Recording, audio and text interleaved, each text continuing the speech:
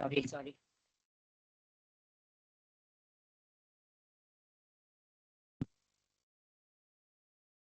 ठीक। अरिहंत सिद्ध सूरी उपाध्याय साधु सब, अर्थ के प्रकाशी मांगलिक उपकारी है। जिनको स्वरूप जान रागते भई जो भक्ति, काय को न माई स्तुति को उच्चारी है। धन्य धन्य इन्हीं से सब काज आज भय, कर जोड़ बार बार वंदना हमारी है। मंगल कल्याण सुख ऐसो हम चाहत है, होए मेरी ऐसी दशा जैसी तुम्हारी है। होए मेरी ऐसी दशा जैसी तुम्हारी है। इसका मंगलाचरण हाँ, करूं? इसका मंगलाचरण भी कर लेते हैं। आप कर हाँ। लो, आपको याद है तो कर लो। हाँ, नहीं मेरे को यार। करो तीन करो। भुवन में सार, वीतराग विज्ञान था, शिव स्वरूप शिवकार, नमो त्रियोग संहारि गए। देखो, अभी तक हमने दो ढाल देखी है, बराबर। हाँ पहली ढाल में हमने क्या देखा आपको याद है? तो चारों गति का, चारों हाँ गति में जो दुख है वो देखे, बराबर, चारों चारों गतियों गति में। का। हाँ। हाँ, फिर और दूसरी ढाल में सेकंड उस दाल में दुख किस का, कारण से ये है? हाँ, मिथ्या कारण दर्शन, क्या है? मिथ्या दर्शन, मिथ्या ज्ञान, मिथ्या चारित्र, दोनों टाइप का देखा हमने, गृहित वाला भी और अगृहित वाला, बराबर। हाँ फिर हाँ अभी हम तीसरी ढाल देखेंगे, तो अभी हमको क्या है, नेचुरली हमने दुख देखा, तो अभी सुख का कारण क्या है वो भी देखना पड़ेगा ना। तो इसके लिए हाँ। अभी सुख के कारण में सम्यक दर्शन, सम्यक ज्ञान, सम्यक चारित्र का आगे के ढालों में डिस्क्रिप्शन आएगा। तो थर्ड ढाल में अच्छा। पहले सम्यक दर्शन का डिस्क्रिप्शन आएगा, थर्ड ढाल, ये पेज नंबर 41। ठीक है, हाँ। ओके है, अच्छा डाला। जिनको पता नहीं है इसके लिए मैं दिखा रही हूँ, इसमें अपने को तो पता है। हाँ। ठीक। तो इसमें हम पहली ढाल पढ़ रहे हैं अभी। ये अभी हमने देखा दुख का कारण है और सुख क्या है, आत्मा का हित सुख है, बराबर। तो सुख क्या होता है, वो सच्चे सुख का क्या है, उपाय। निरूपण वो यहाँ पर पहली ढाल में पहले छंद में बताएंगे। आत्म को हित है सुख सो सुख, आकुलता बिन कहिए। आकुलता शिव माही न ताते, शिव मग लागो चाहिए। सम्यक दर्शन ज्ञान चरण शिव, मग सो द्विविध विचारो। जो सत्यारत रूप सो निश्चय, कारण सो व्यवहारो। देखो यहाँ पर आत्म का हित है सुख। आत्मा का हित क्या है, सभी सभी संसार के प्राणी सुख चाहते हैं, ये हमने मोक्ष मार्ग प्रकाशक में भी पढ़ा था ना, फर्स्ट चैप्टर में। और स्टार्टिंग से हम यही पढ़ रहे हैं कि हम ये सब क्यों पढ़ रहे हैं, क्योंकि हमको सुख की तलाश है, बराबर। सो आत्मा का हित जो सुख है, वो सुख कैसा होता है, तो वो आकुलता बिन कहिए, मतलब कहा जाता है कि जो सुख है ना उसका स्वरूप कैसा है, जिसमें आकुलता बिल्कुल ना हो। कोई एंजाइटी नहीं, कोई क्यूरियोसिटी नहीं, बस ब्लिस, एकदम शांति, ना कुछ करना है ना कुछ नहीं करना है, ऐसा भाव, उसको सुख कहते हैं, उसमें निराकुलता होती है, बराबर। तो वो है आत्मा का सच्चा हित, ऐसा वाला सुख। ठीक है। तो आकुलता शिव माही न ताते, आकुलता कहाँ पर नहीं होती है, आकुलता न ताते मतलब आकुलता कहाँ नहीं होती है, तो शिव माही यानी मोक्ष मार्ग में आकुलता नहीं होती है। तो ये क्या करना चाहिए हमको, इसके लिए शिव मग लाग्यो चाहिए। इसके लिए हमको इस मोक्ष मार्ग में लगना चाहिए, क्योंकि आत्मा का सुख क्या है, निराकुल, आत्मा का हित क्या है, निराकुल सुख, और निराकुल सुख कहाँ पर है, मोक्ष मार्ग में है। तो इसीलिए हमें कहाँ लगना है, मोक्ष मार्ग में, शिव मार्ग यानी कि मोक्ष मार्ग। ठीक है। सम्यक दर्शन ज्ञान चरण शिव मार्ग, तो अभी ये शिव मार्ग क्या है, तो सम्यक ज्ञान, सम्यक दर्शन ज्ञान और चरित्र जो है, ये तीन का एक रूप बना ही मोक्ष मार्ग है ना। तत्वार सूत्र का भी पहला यही है ना सूत्र, सम्यक दर्शन ज्ञान चारित्राणी मोक्ष मार्ग, यानी कि तीनों का मिलकर एक जो मार्ग बन रहा है वो मोक्ष मार्ग है। तो ये किस टाइप का है, ये द्विविध यानी कि दो टाइप का है ये मोक्ष मार्ग, दो टाइप से उसका डिस्क्रिप्शन किया हुआ है। आपको रुकूं क्या मैं? एक सेकंड खाली, सॉरी, एक हाँ नो सेकंड, प्रॉब्लम, हाँ ठीक है। Very sorry.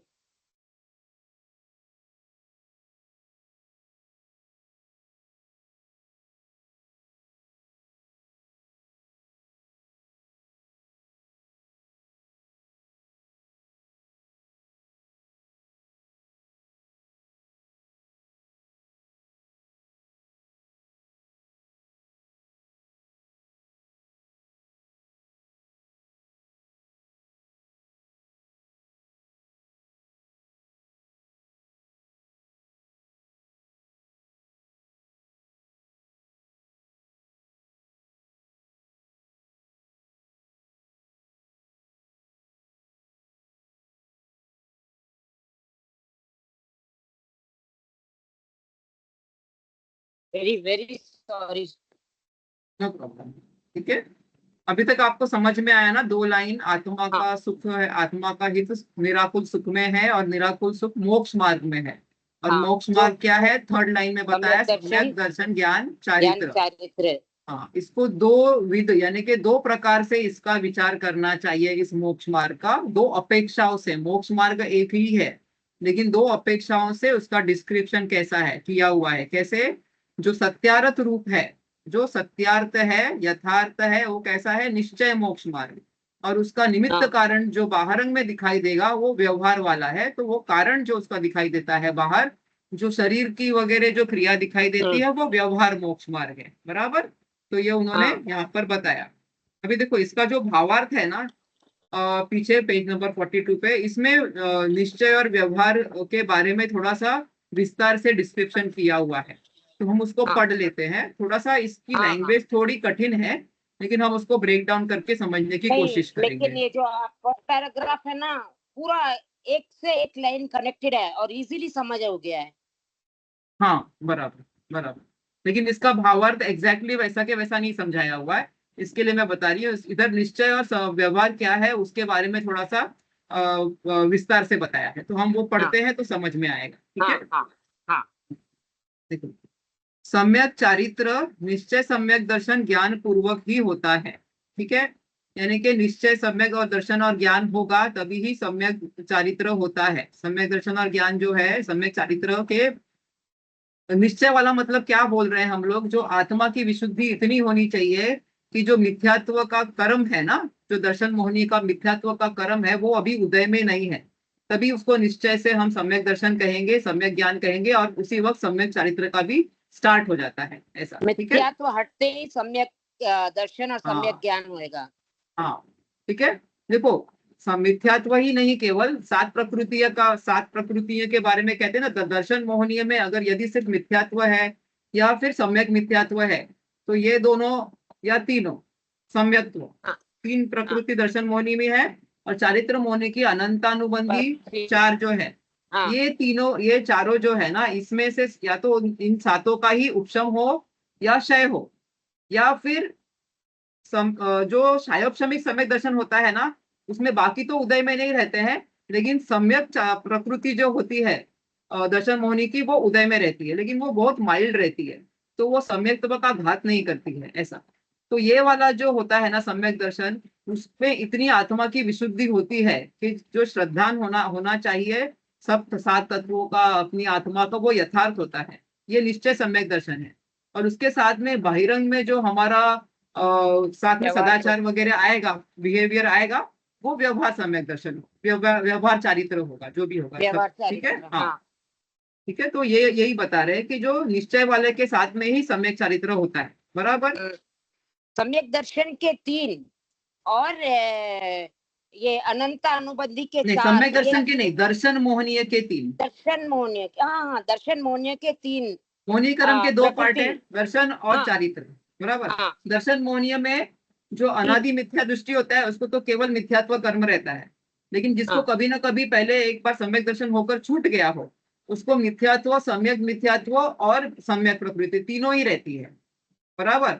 तो या तो इन तीनों का और अनंत अनुबंधी 4, या तो इसका क्षय हो जाए तो शायिक सम्यक दर्शन होगा, या इनका उपशम हो जाए सभी का तो ये औपशमिक सम्यक दर्शन होगा, या फिर बाकी जो 6 है यानी कि अनंतानुबंधी 4, मिथ्यात्व और सम्यक मिथ्यात्व, इनका तो उपशम रहे लेकिन जो सम्यक प्रकृति है वो, क्योंकि वो देशघाती प्रकृति है, वो उदय में रह सकती है। उसके उदय में आने से सम्यक दर्शन का घात नहीं होता है, लेकिन उसमें थोड़े दोष लगते हैं, चल मल अगाढ़ दोष लगते हैं ऐसा।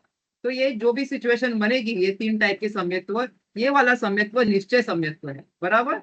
इसके साथ वाला जो ज्ञान होगा, क्योंकि श्रद्धांत सही हो गया तो वो सम्यक ज्ञान होगा। सम्यक दर्शन के साथ जो ज्ञान होता है वो सम्यक ज्ञान होता है ख्याल में। और जो चरित्र शुरू हो जाएगा अभी, क्योंकि अनंतानुबंधी 4 शुरू चली गई है, तो वहां चारित्र मोहनी में भी अभी कुछ ना कुछ विशुद्धि आना चालू हो जाएगा। तो सम्यक चारित्र उसकी शुरुआत हुई है, पूर्णता तो मोक्ष के एंड में होगी। मोक्ष मार्ग का पूर्णता सम्यक चारित्र की पूर्णता है, ठीक है। दैट इज 12वां गुणस्थान में। हाँ 12वें गुणस्थान में। हाँ, 12वें गुणस्थान में तो सभी ये कषाय चले जाएंगे ना, फिर वो तो 13वें में केवल ज्ञान प्रकट हो जाएगा। तो भीतराग चारित्र पूर्ण 12वें गुणस्थान में प्रकट हो जाएगा, ठीक है।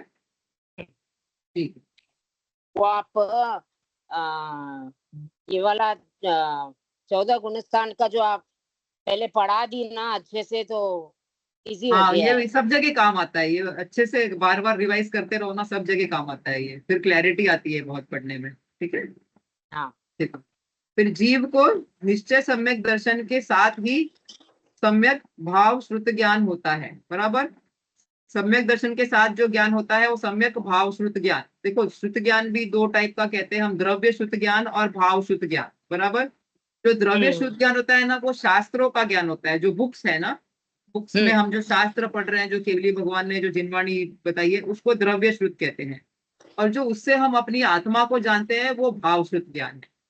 आया ख्याल में? अच्छा। हाँ। हाँ तो सम्यक दर्शन के साथ में सम्यक भाव शुद्ध ज्ञान होता है। और निश्चय नय तथा व्यवहार नय, ये दोनों सम्यक शुद्ध ज्ञान के अव्यय है, अंश है।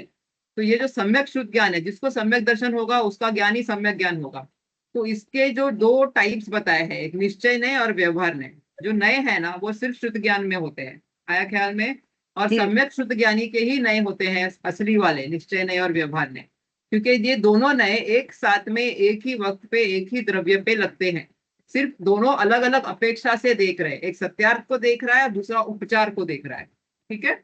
कुछ नहीं समझ में आएगा तो मुझे रोको, कभी कभी मुझे नहीं मालूम पड़ता है कि आप लोग, आपको समझ आ रहा है कि नहीं, तो मुझे पूछ लेना वापस, ठीक है। ठीक है। इसलिए मिथ्या दृष्टि को निश्चय या व्यवहार नए हो ही नहीं सकते, बराबर। सम्यक नए किसके होंगे? जिसको सम्यक दर्शन है उसका ज्ञान सम्यक होगा, इसीलिए उसके नए सम्यक होंगे। मिथ्या दृष्टि को सम्यक दर्शन नहीं है तो सम्यक ज्ञान नहीं है, मिथ्या ज्ञान के साथ में ये नए नहीं लगते हैं, ऐसा वो बता रहे हैं। इसीलिए व्यवहार, बहुत बार सुनने में आता है कि व्यवहार पहले हो जाता है और निश्चय नए बाद में प्रकट होता है। तो ऐसे मानने वालों को नयों का स्वरूप या यथार्थ ज्ञान नहीं है, क्योंकि सम्यक ज्ञान के साथ में ही नए लग सकते हैं।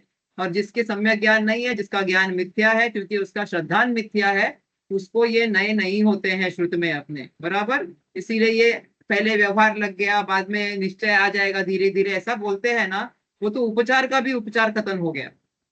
देखो इसका मतलब क्या है? हाँ शिल्पा देखो जी, केला, नए नए देखो मैं आपको समझा रही हूँ केले के उदाहरण से, बराबर। जो केले में व्हाइट पार्ट होता है और एक छिलका होता है, बराबर।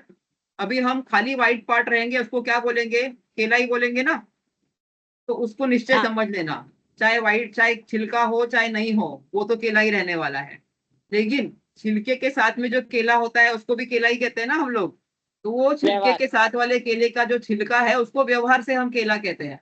अभी एक काम करो, व्हाइट पार्ट रख दो और छिलका अलग है, उसको हम केला कहेंगे? सिर्फ छिलके को नहीं कहेंगे नहीं ना, वो तो केले का छिलका है। अब उसमें केला नहीं है तो उसको व्यवहार से भी हम केला नहीं कहेंगे। इसका नहीं कह मतलब सकते। जब निश्चय है तब व्यवहार को व्यवहार कहा जाएगा, जब केला नहीं है तो छिलके को छिलका ही, फिर तो उसको उपचार से भी हम केला नहीं कहेंगे। आ रहा है हाँ ख्याल में थोड़ा?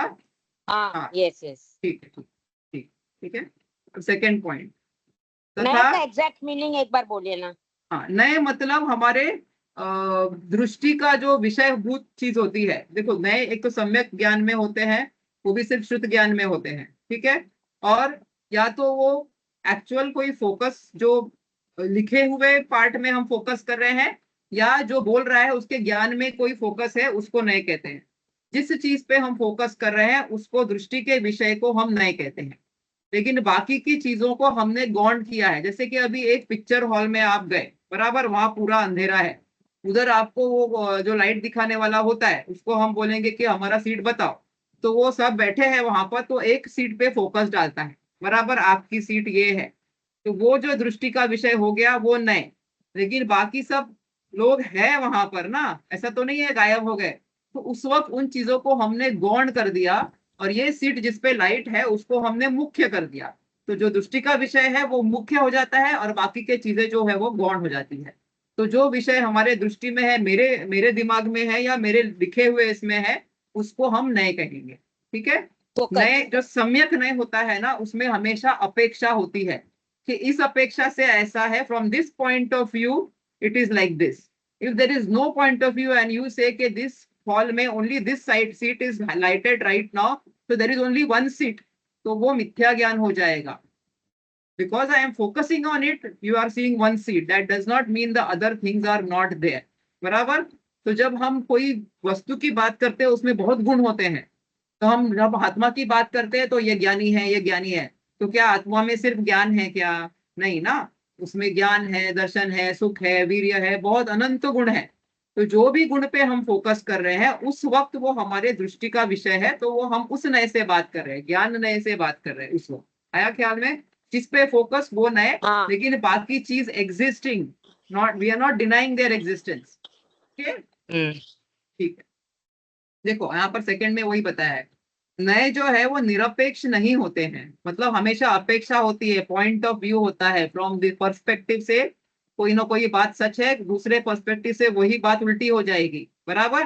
जीव नित्य भी हाँ। है, जीव अनित्य भी है, दोनों ऑपोजिंग लगते हैं ना बातें, कि अरे अभी आप बोल रहे हो जीव तो एक ही है, फिर आप उसको नित्य भी बोल रहे हैं, उसको अनित्य भी बोल रहे हैं। तो बोलेंगे भाई पर्याय की अपेक्षा देखो, पर्यायार्थिक नए से तो जीव अनित्य है, मतलब पर्याय चेंज होती रहती है। लेकिन द्रव्यार्थिक नए से देखो, द्रव्य की अपेक्षा से तो जीव जो है वो नित्य है। तो यहाँ पर जो नए में ये जो अपेक्षा लगती है, वही नए, सापेक्ष नए उसको कहते हैं, वो सच्चे नए होते हैं। बाकी मिथ्या नए होते हैं, एकांतवादियों के नए होते हैं। ठीक है। फिर देखो, निश्चय सम्यक दर्शन प्रकट होने से पूर्व यदि व्यवहार नए हो जाए तो वो तो निश्चय नए की अपेक्षा रहित निरपेक्ष नए हुआ।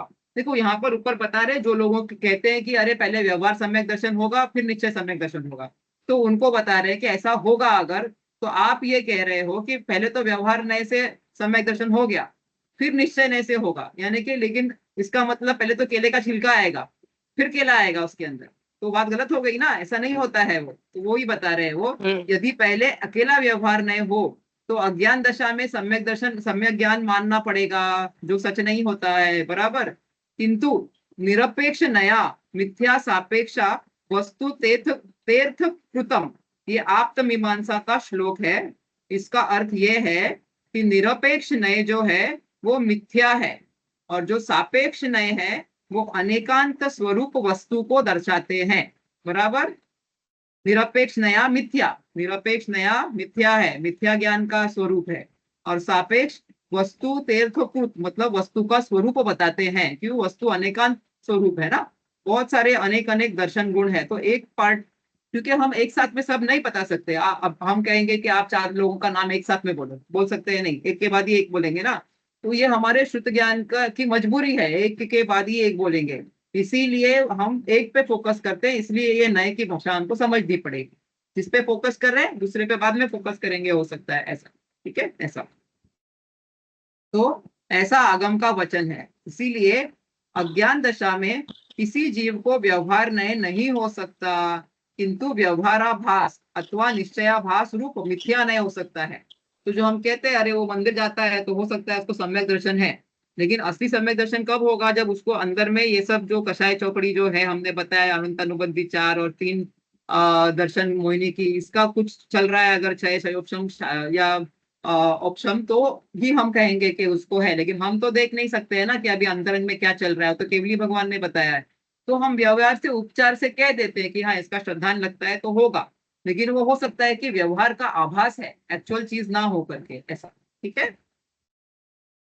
तो जीव निज जीव निज ज्ञायक स्वभाव के आश्रय द्वारा निश्चय रत्नत्रय मोक्ष मार्ग प्रकट करे, तब सर्वज्ञ कथित सप्त तत्व सच्चे देव शास्त्र गुरु की श्रद्धा संबंधी राग मिश्रित विचार तथा मंद कषाय रूप शुभ भाव जो कि उस जीव को पूर्व काल में था, उसे भूत नए से व्यवहार कारण कहा जाता है। क्या समझ में आया? इतना कॉम्प्लेक्स सेंटेंस है। अच्छा सुनो, मैं बताती हूँ। देखो,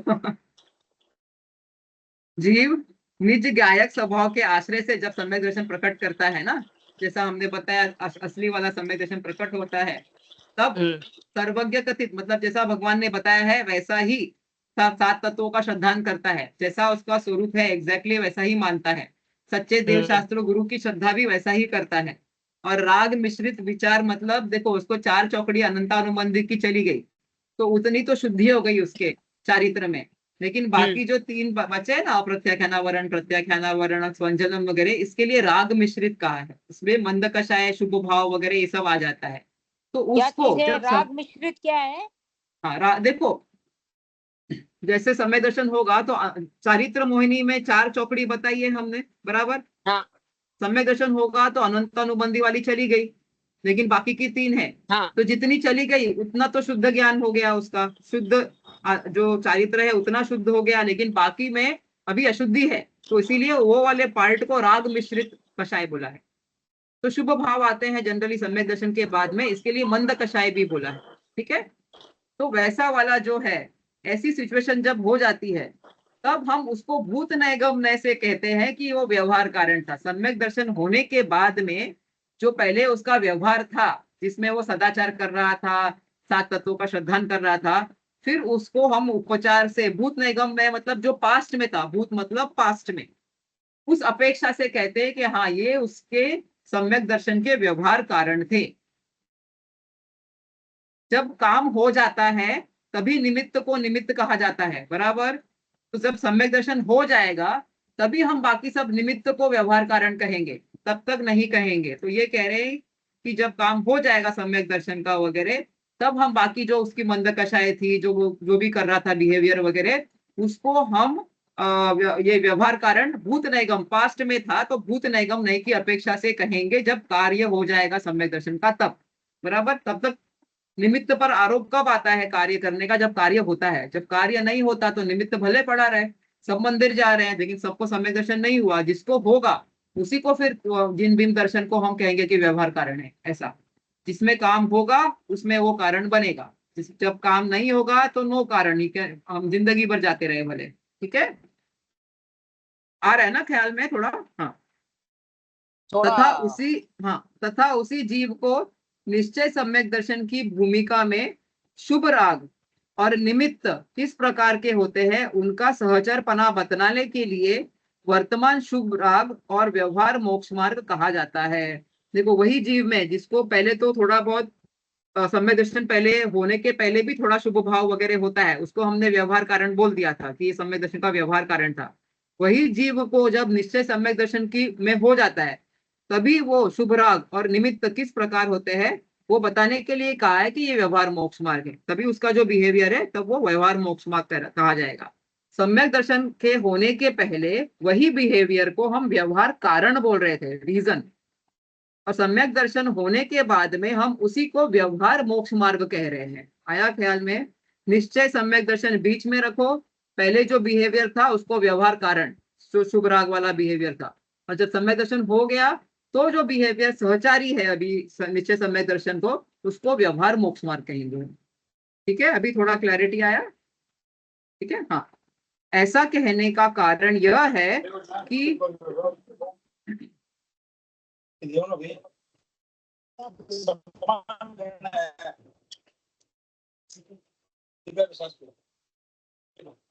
नहीं, रुपया मत दीजिए, दो दे दीजिए। स्विच खोल के सुनिए, नीचे का ड्रॉर खोल कर। सॉरी। हाँ ना, ठीक है। देखो, ऐसा क्यों कह रहे हैं हम व्यवहार मोक्ष मार्ग? तो ऐसा कहने का कारण यह है कि उससे भिन्न प्रकार के निमित्त उस दशा में किसी को नहीं होते, तो वैसी विशुद्धि हो जाएगी भावों की, तो इसीलिए उनको व्यवहार कारण और व्यवहार मोक्ष मार्ग कहा जाता है। इस निमित्त इस व्यवहार होता है, इस प्रकार निमित्त व्यवहार होता है, तथापि यथार्थ कारण नहीं होता।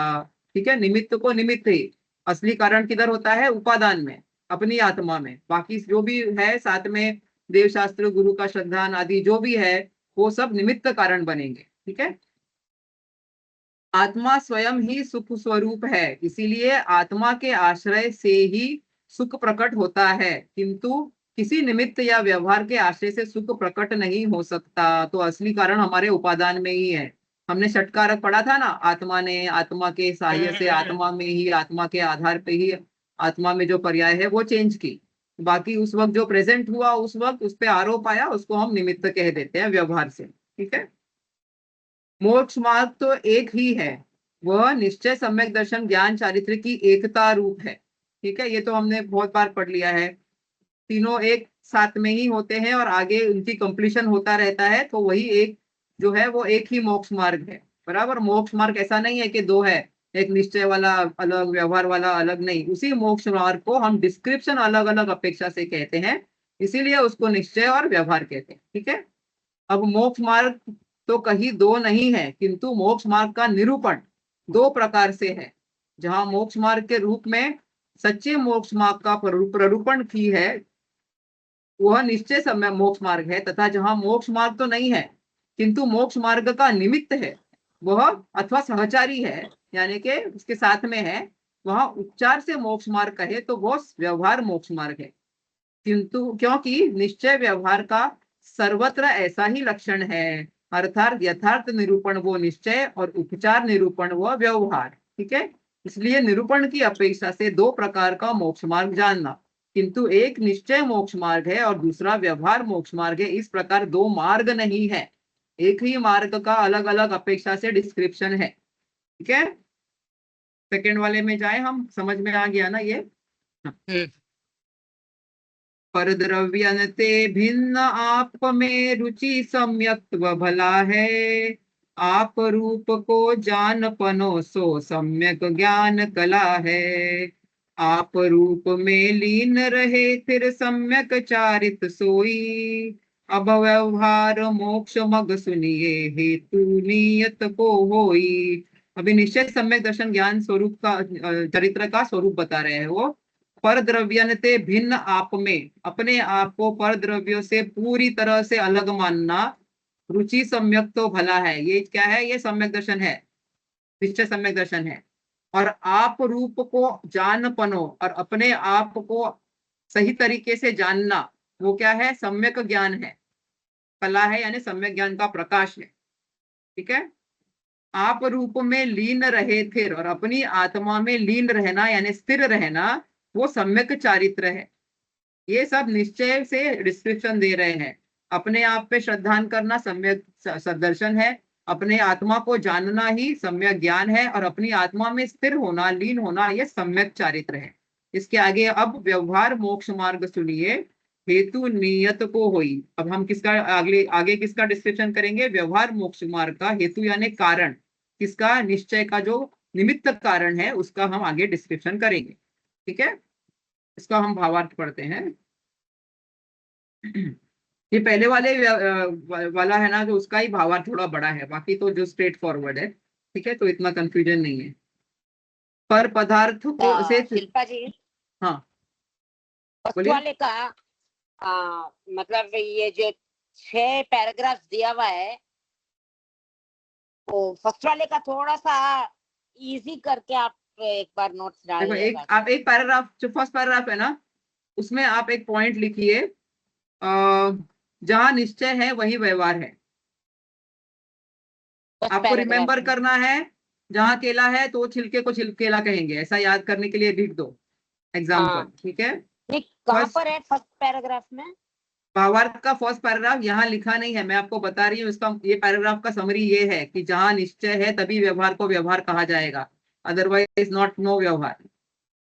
ठीक है, सेकंड वाला जो पैराग्राफ है ना, वो नए अपेक्षा से, एक मिनट, जिसमें नए की अपेक्षा है वही सम्यक नहीं। नोट्स अभी ऐसे नहीं लिख अच्छा ठीक है, सकूंगी। मैं देखती हूँ, अगर पॉसिबल होगा तो मैं ये 6 पॉइंट्स का 6 लाइन में लिख के दे दूंगी आपको। ठीक है, हाँ हाँ। ठीक है, ओके।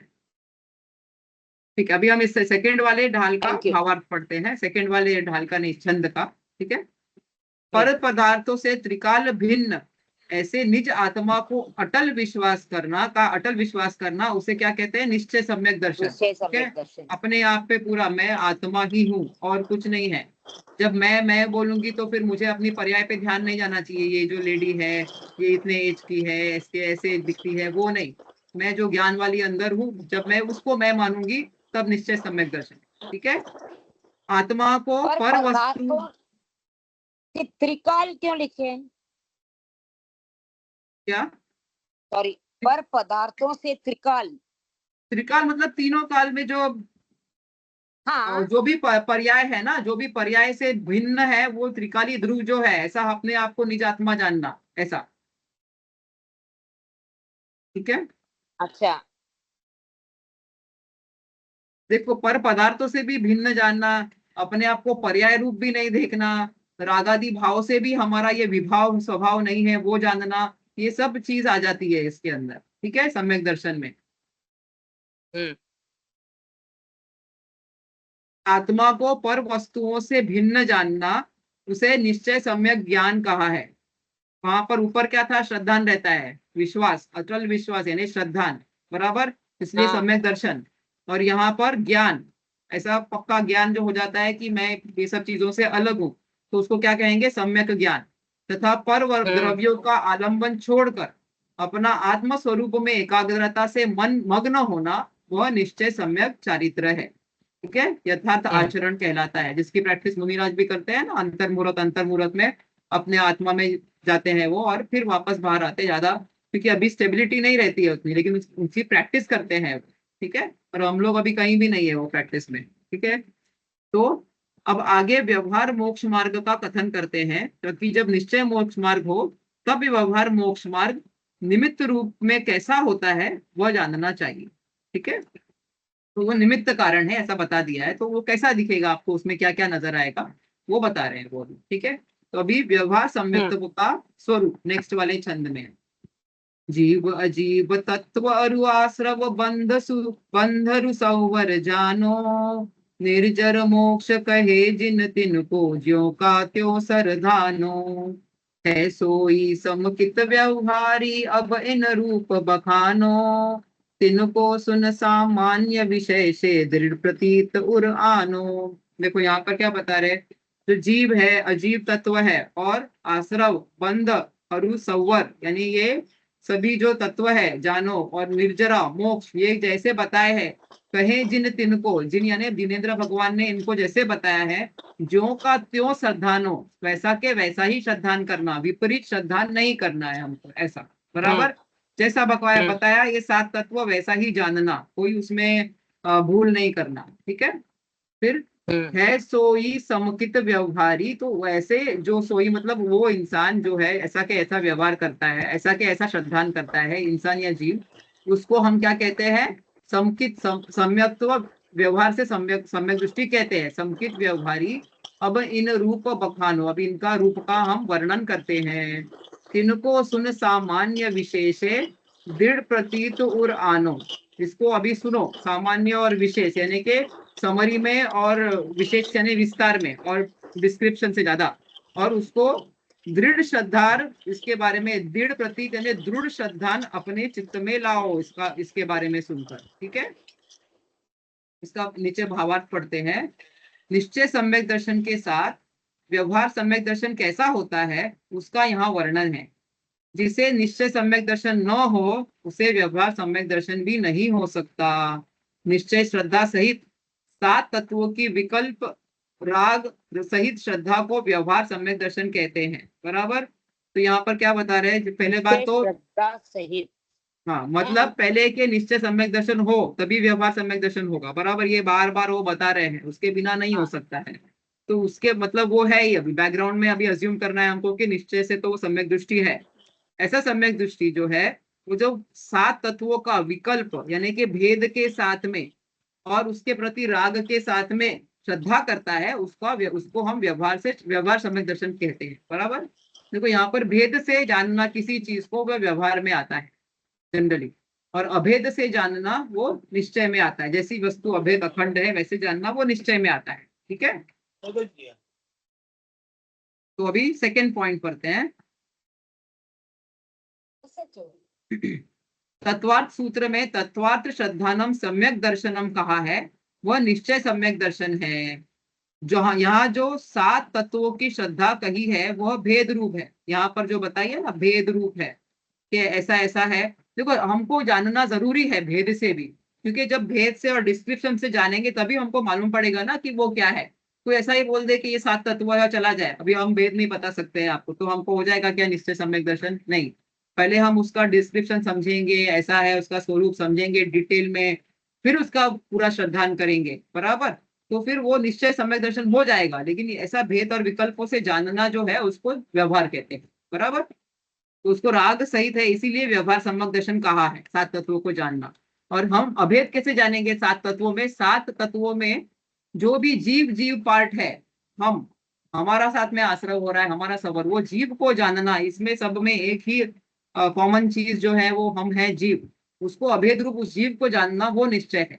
और ये अभी ये आश्रय हो रहा है ये सबर हो रहा है ऐसा भेद रूप जानना ये व्यवहार सम्यक दर्शन है। ठीक है, निश्चय मोक्ष मार्ग में कैसा निमित्त होता है यह बतलाने के लिए तीसरा पद कहा है, किंतु उसका ऐसा अर्थ नहीं है कि निश्चय सम्यक्त्व बिना व्यवहार सम्यक्त्व हो सकता है।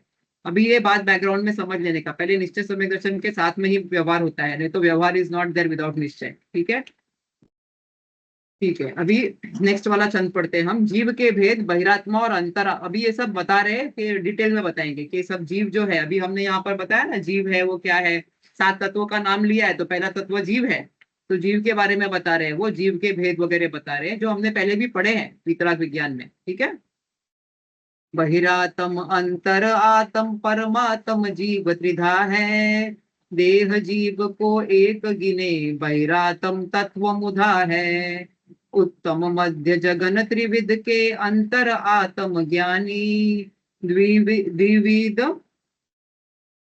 संग बिन शुद्ध उपयोगी मुनि उत्तम निज ध्यानी। देखो 3 टाइप के आत्मा बताए हमने पहले भी पढ़े हुए हैं, एक बहिरात्मा अंतरात्मा और परमात्मा। जीव त्रिधा है मतलब 3 टाइप्स का है बराबर इस अपेक्षा से। तो देह और जीव को जो एक गिने वो क्या है, बहिरात्म है। हाँ, तत्व ज्ञान नहीं है, इसके लिए उसको तत्व बुधा का है, तत्व मूढ़ है, मूर्ख है, उसको तत्व का ज्ञान नहीं है ऐसा। ठीक है, तो जो देह और शरीर और आत्मा को एक गिनता है वो बहिरात्मा है। ठीक है, क्योंकि उसकी बाहर की अपेक्षा शरीर आदि पे दृष्टि है, अंदर नहीं है, तो उसको बहिरात्मा कहा है बराबर, वो बहिरात्मा है। और जो अंतरात्मा है वो 3 टाइप का बताया है, उत्तम मध्यम और जघन्य। उत्कृष्ट एकदम, मीडियम, और जघन्य मतलब जस्ट स्टार्टर जैसा, बिगिनर जैसा वो। ठीक है, त्रिविध 3 प्रकार के अंतर आत्म ज्ञानी, अंतरात्मा 3 प्रकार के हैं। ठीक है, और द्विविध संग बिन शुद्ध उपयोगी।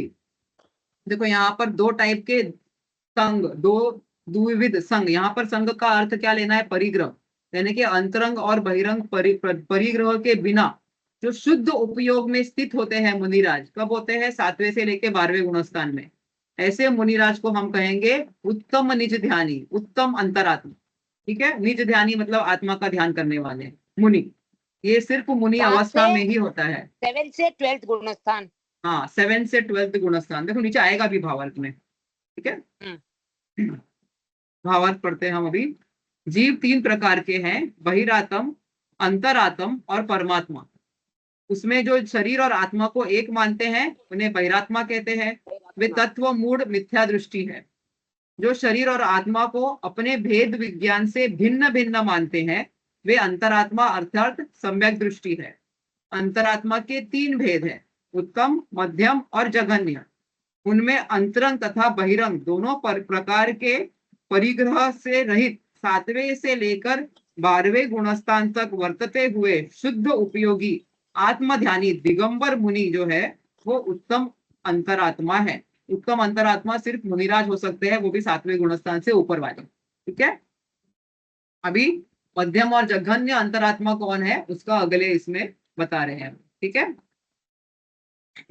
मध्यम अंतर आत्म है जे देश व्रति अनगारी, जगन कहे अविरत समदृष्टि तीनों शिव मगचारी, सकल निकल परमात्म द्वय विद तिन में घाति निवारी, श्री अरिहंत सकल परमात्म लोकालोक निहारी। देखो मध्यम अंतर आत्माओं के दो टाइप के बताए यहाँ पर, एक देशव्रति यानी पंचम गुणस्थान वाले और एक अनगारी।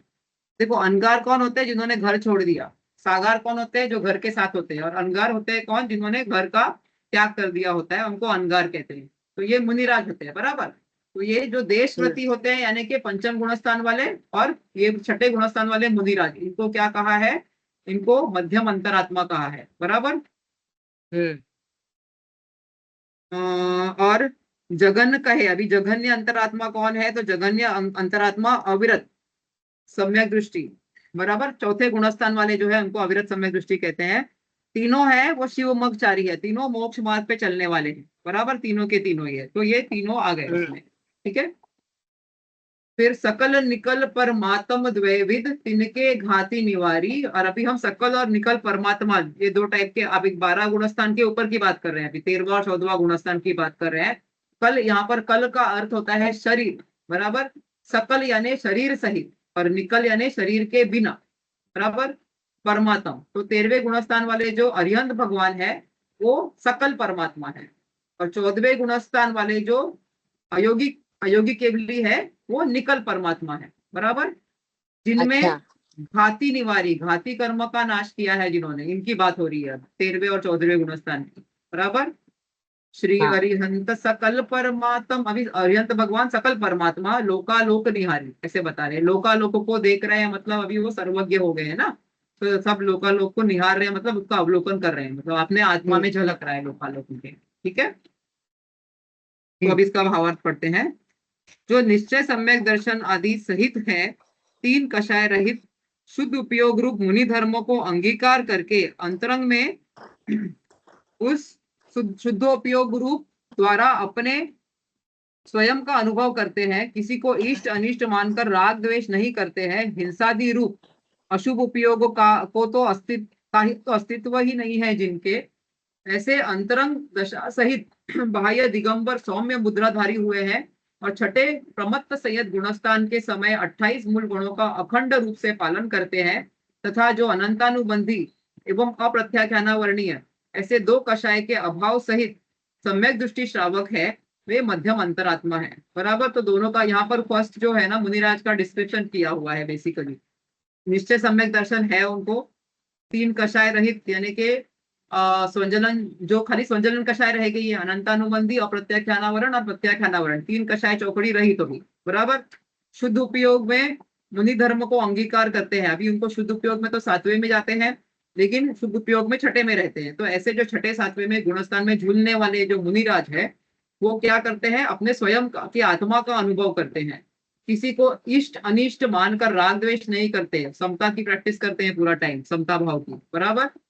हिंसा रूप अशुभ उपयोग का तो अस्तित्व ही नहीं है, तो उनके जो लेशिया भी होती है वो शुभ ही होती है, तो उनमें अशुभ लेशिया भी नहीं होती है, तो अशुभ उपयोग भी नहीं होता है उनके, ठीक है।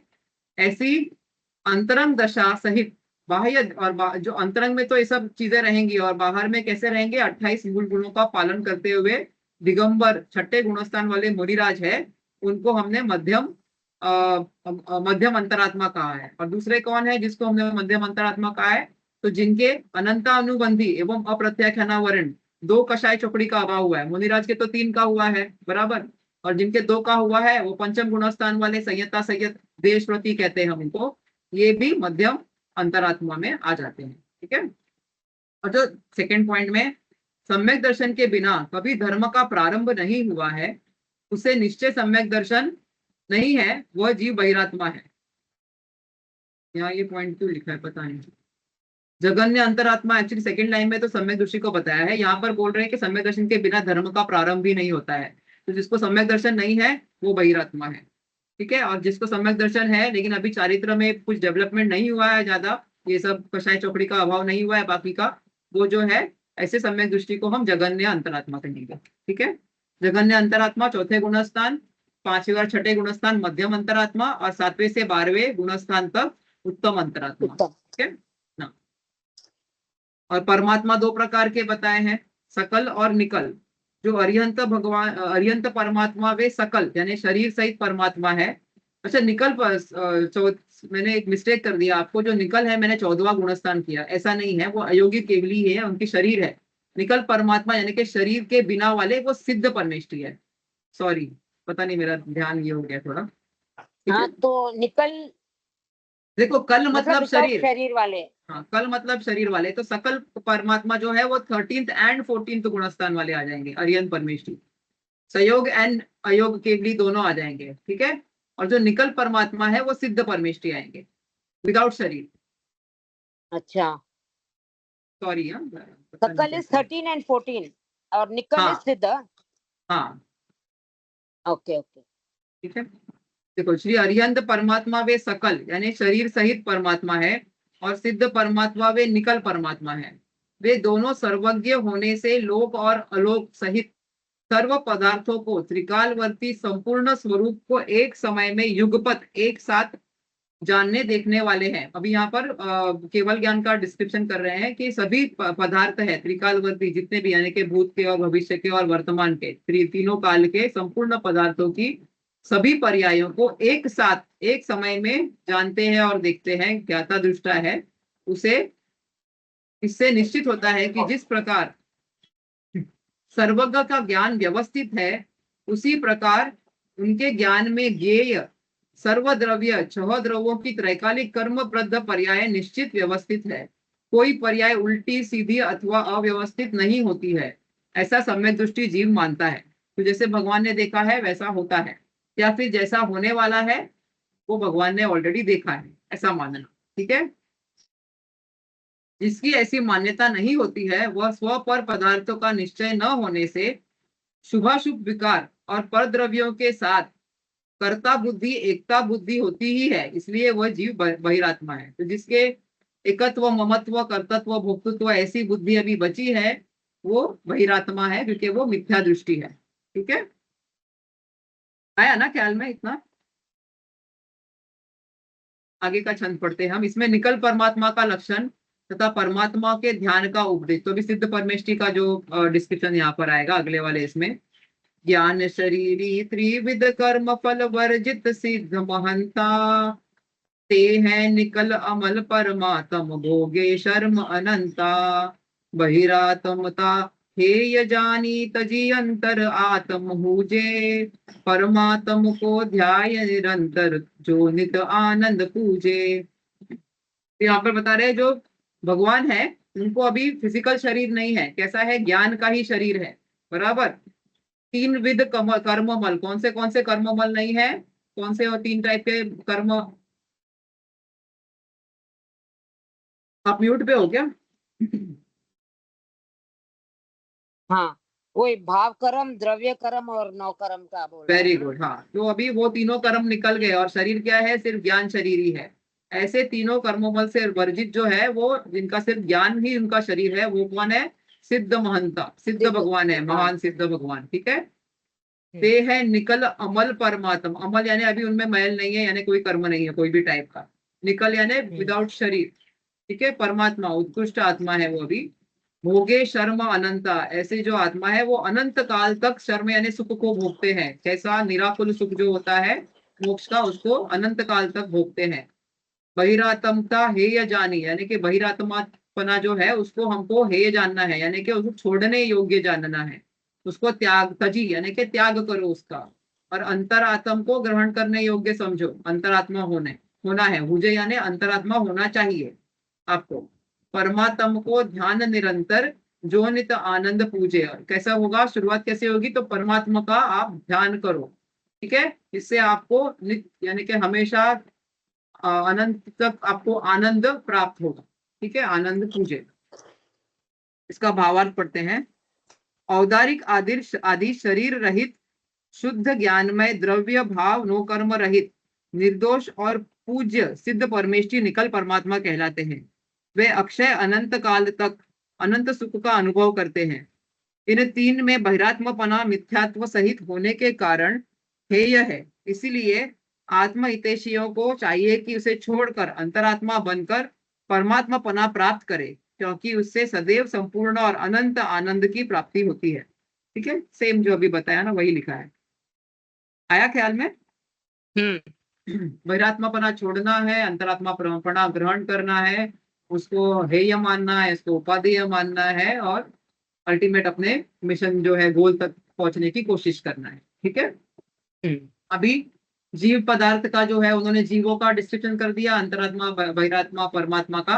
अभी हमने 7 तत्वों में अजीव देखा था, तो अभी यहाँ पर आगे अजीव का डिस्क्रिप्शन आ रहा है। ठीक है, तो चेतनता बिन सो अजीव है, पंच भेदता के है, उद्गल पंच वरण रस गंध दो फारस वस जाके है, वसु जाके है।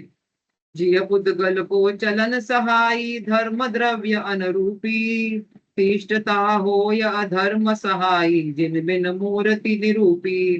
तो अभी जिसमें चेतनता नहीं है वो कैसा है? अजीव है।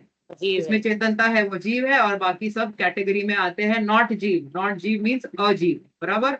चेतनता बिन सो अजीव है। कितने टाइप के हैं? हमने 6 द्रव्य देखे हैं, उसमें से एक द्रव्य तो जीव हो गया, और बाकी के 5 जो बचे तो पंच भेदता के हैं, 5 टाइप से उनके, बराबर। कौन से? तो पुद्गल पहला वाला टाइप बता रहे, पुद्गल। और पुद्गल कैसा है? उसमें पंच वर्ण और पंच रस, ये पंच वर्ण और रस के बीच में डैश आया, मतलब दोनों को 5-5 लगा लो। 5 वर्ण 5 रस, गंध 2, बराबर, और फरस, फरस यानी स्पर्श, स्पर्श वसु, वसु यानी 8। ठीक है, वसु जाके है। तो कैसा है? इसमें 20 टाइप आ गए ना। अभी आपने आप देख लो, आप गिन के 5 वर्ण, 5 रस, 2 गंध और 8 स्पर्श, टोटल 20 गुण आ जाते हैं पुद्गल के ऐसे। ठीक है, फिर जिया पुद्गल को अभी ये पुद्गल का बता दिया, यानी कि वो ये सब स्पर्श रस गंध वर्ण वाला है, यानी कि वो मूर्तिक है, बराबर। अभी बता रहे धर्म द्रव्य के बारे में डिस्क्रिप्शन। जिया पुद्गल को चलन सहाई, जो चलता हुआ जीव और पुद्गल है उसको चलने में सहायक है यानी निमित्त है, उसको हम क्या कह रहे हैं? धर्म द्रव्य अनुरूपी। अनुरूपी मतलब वो भी अमूर्तिक है, उसको हम धर्म द्रव्य कहते हैं। जीव यानी जीव और पुद्गल को चलने में सहाय निमित्त कारण है, उसको धर्म द्रव्य कहते हैं, जो अमूर्तिक है। ठीक है, अभी अधर्म द्रव्य का डिस्क्रिप्शन है नेक्स्ट लाइन में। तिष्ठत होए, तिष्ठत यानी ठहराना, रुकाना। अधर्म सहाई, रुकने में जो सहायता करता है यानी निमित्त कारण होता है। जिन बिन मूर्ति निरूपी, तो वो भी बिना, वो भी अमूर्ति की है।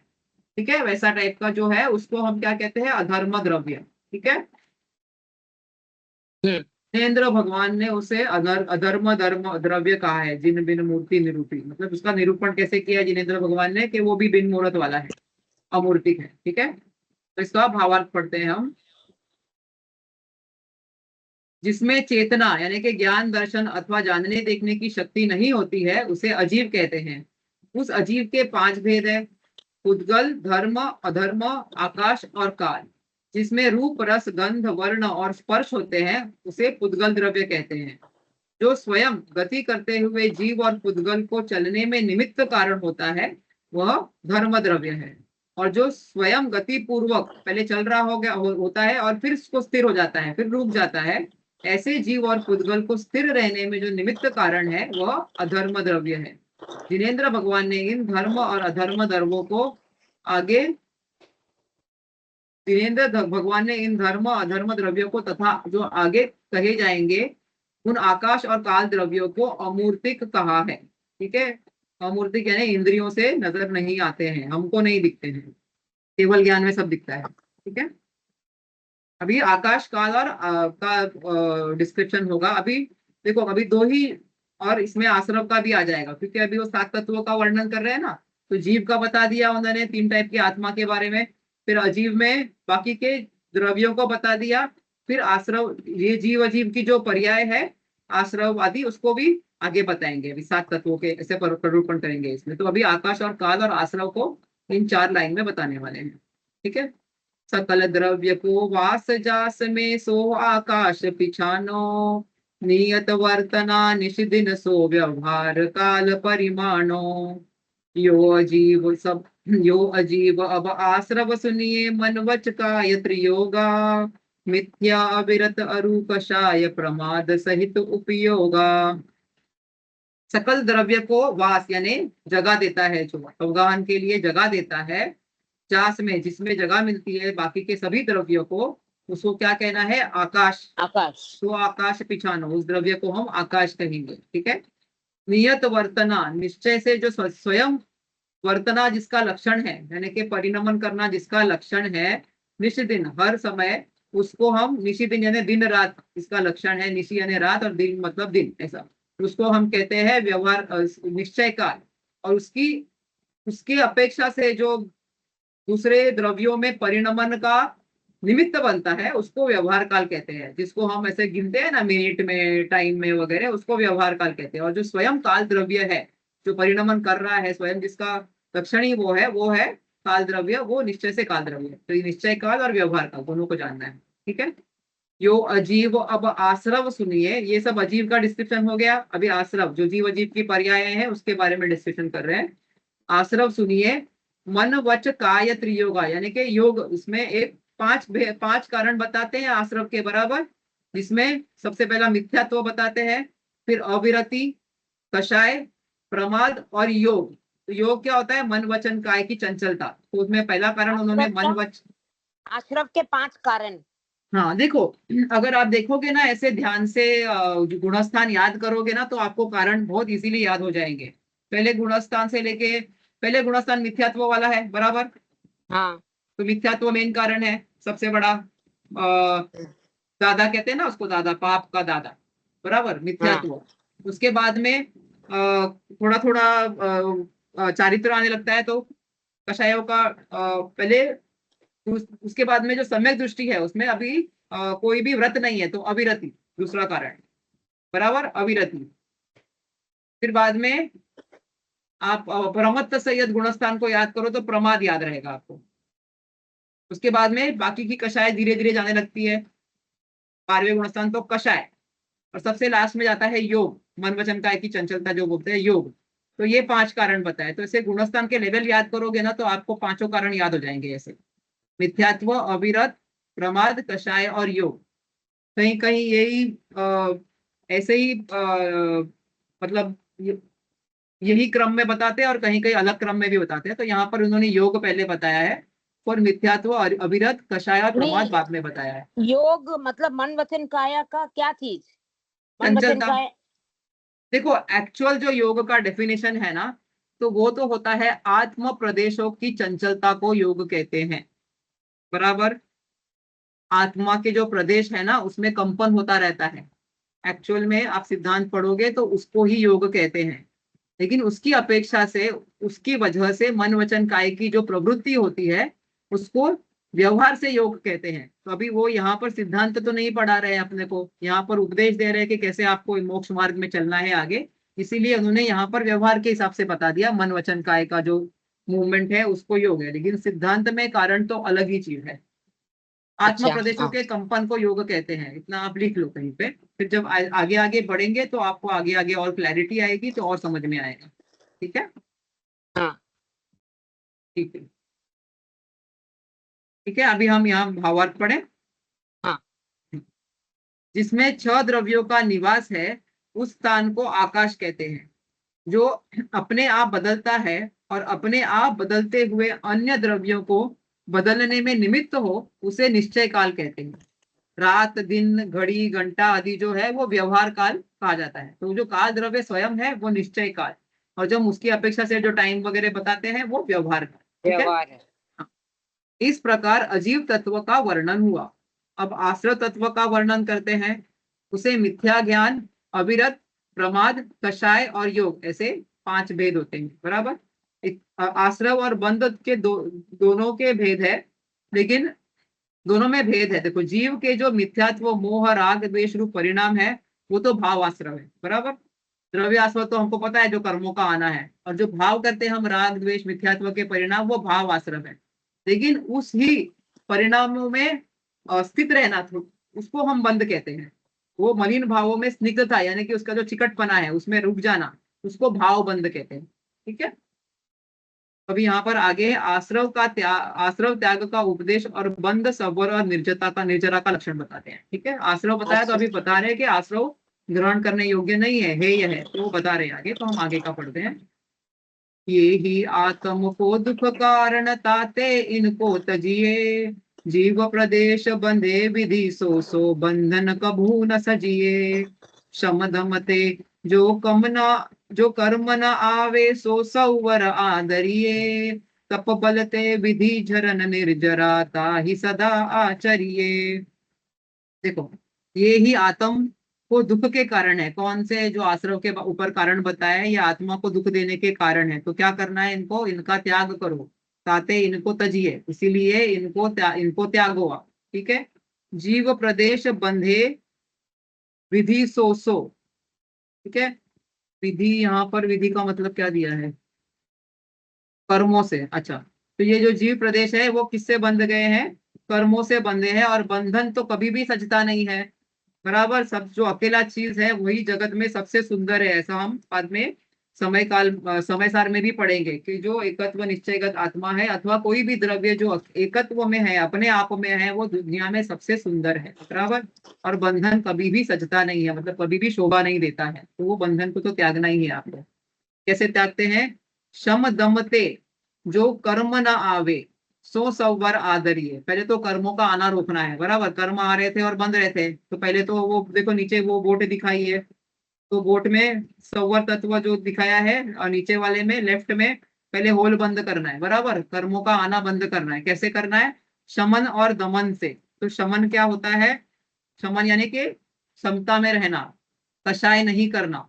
बराबर, उसको प्रशम, प्रशम क्या कहते हैं, मंद कषाय। शमन करना यानी कि पूरे कषाय को नाश करना, तो कषाय नहीं करना, ये शमन है। और दमन क्या होता है, इंद्रियों के विषयों को में नहीं जाना, उसको दबाना। बराबर, तो इंद्रियों के विषय में नहीं जाना, तो कषाय और विषय, विषय और कषाय में नहीं जाना, इससे संवर होता है, कर्मों का आना रुकता है। ठीक है, तप बलते विधि जरन, तप से, तपस्या से क्या होता है, तप क्या होता है, इच्छा का निरोध करना। बराबर, इच्छा हो रही है उसको इग्नोर करना, क्यों, क्योंकि हमको ज्ञान हो गया है ना, अभी सब सम्यक दृष्टि का ही डिस्क्रिप्शन हो रहा है।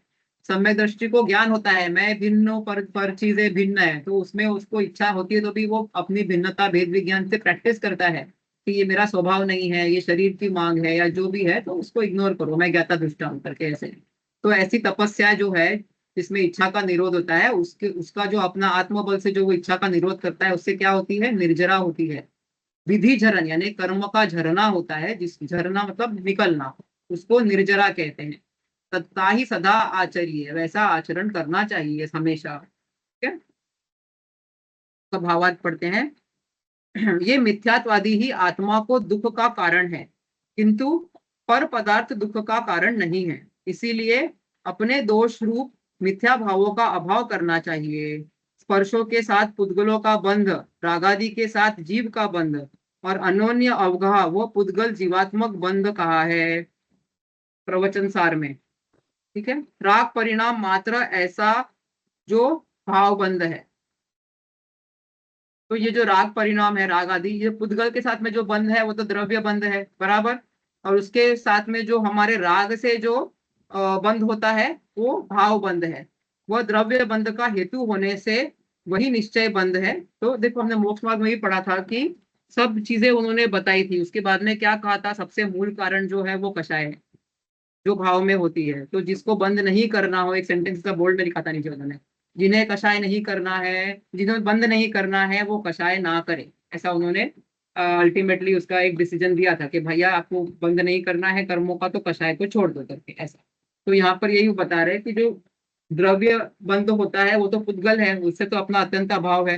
वो तो पुद्गल और हमारा कोई लेना देना नहीं है, लेकिन पुद्गल के और जो हमारे जीव का जो निमित्त नैमित्तिक संबंध है, जो हम भाव करते हैं, वो भाव बंद हम ना करें, रागादि ना करें, तो कषाय नहीं होगी। तो कषाय नहीं होगी तो आगे का बंध भी रुक जाएगा। ठीक है, यहाँ पर उन्होंने बताया है अन्योन्य अवघा, रागादि के साथ जीव का बंध, और अन्योन्य अवघा वो पुद्गल जीवात्मक बंध है।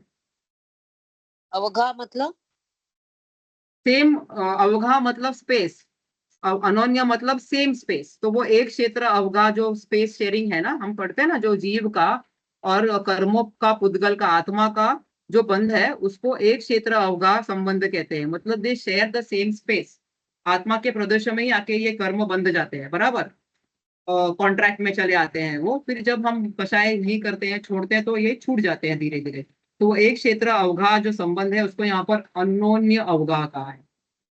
ठीक है, आप वहां पर लिख सकते हैं ऊपर, एक क्षेत्र अवगाह संबंध है जो पुद्गल कर्म है और जीव का एक क्षेत्र अवगाह संबंध है, ऐसा। ठीक है, क्या जो पुद्गल और पुद्गल जो कर्म है ना, हाँ हाँ देखो, और और आत्मा का। आत्मा है, हाँ, उनका एक सेम स्पेस शेयरिंग जो संबंध है वो।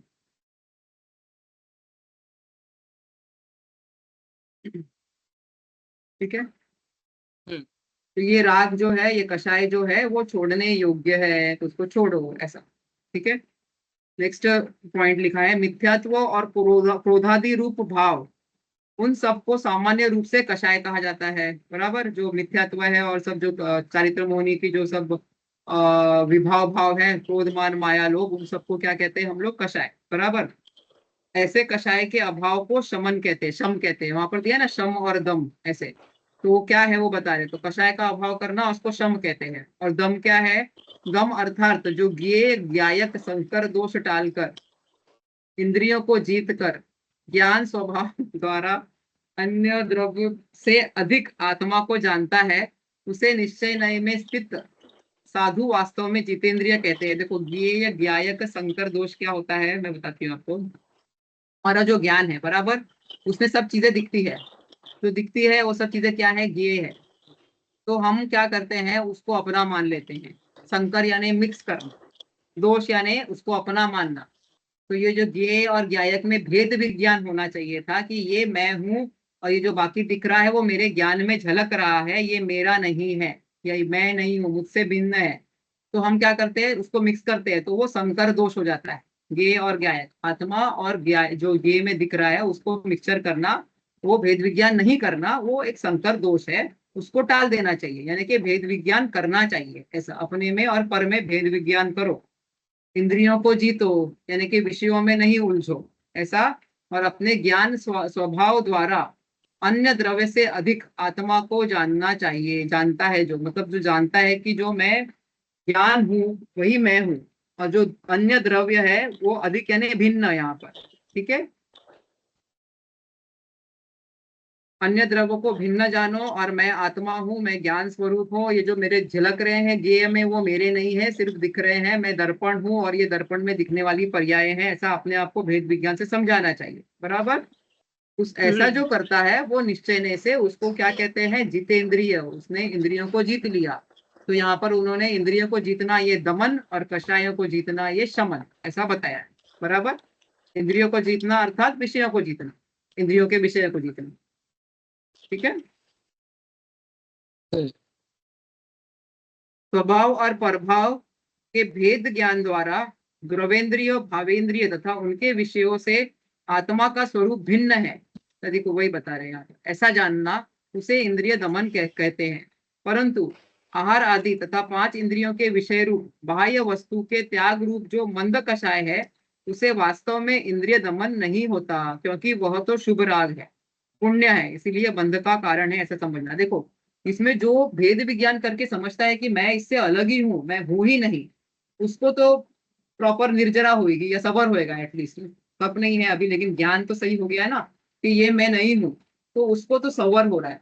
लेकिन जो अपने इंद्रियों को दबा रहा है कि नहीं मुझे ऐसा नहीं करना चाहिए, इससे पाप लगता है वगैरह जो भी है, उसको शुभ लाभ हो रहा है, तो उसको शुभ बंध हो रहा है। तो ये डिफरेंस इंपॉर्टेंट है समझना। ठीक है, अभी उसका भेद विज्ञान नहीं हुआ है पूरा, लेकिन अपने इच्छाओं को दबा रहा है वो फिर भी, तो उसको पुण्य का बंध हो रहा है फिर भी। ठीक है, अभी शुद्ध आत्म मिश्रित सम्यक दर्शन ज्ञान चारित्र रूप शुद्ध स्वभाव ही सवर है।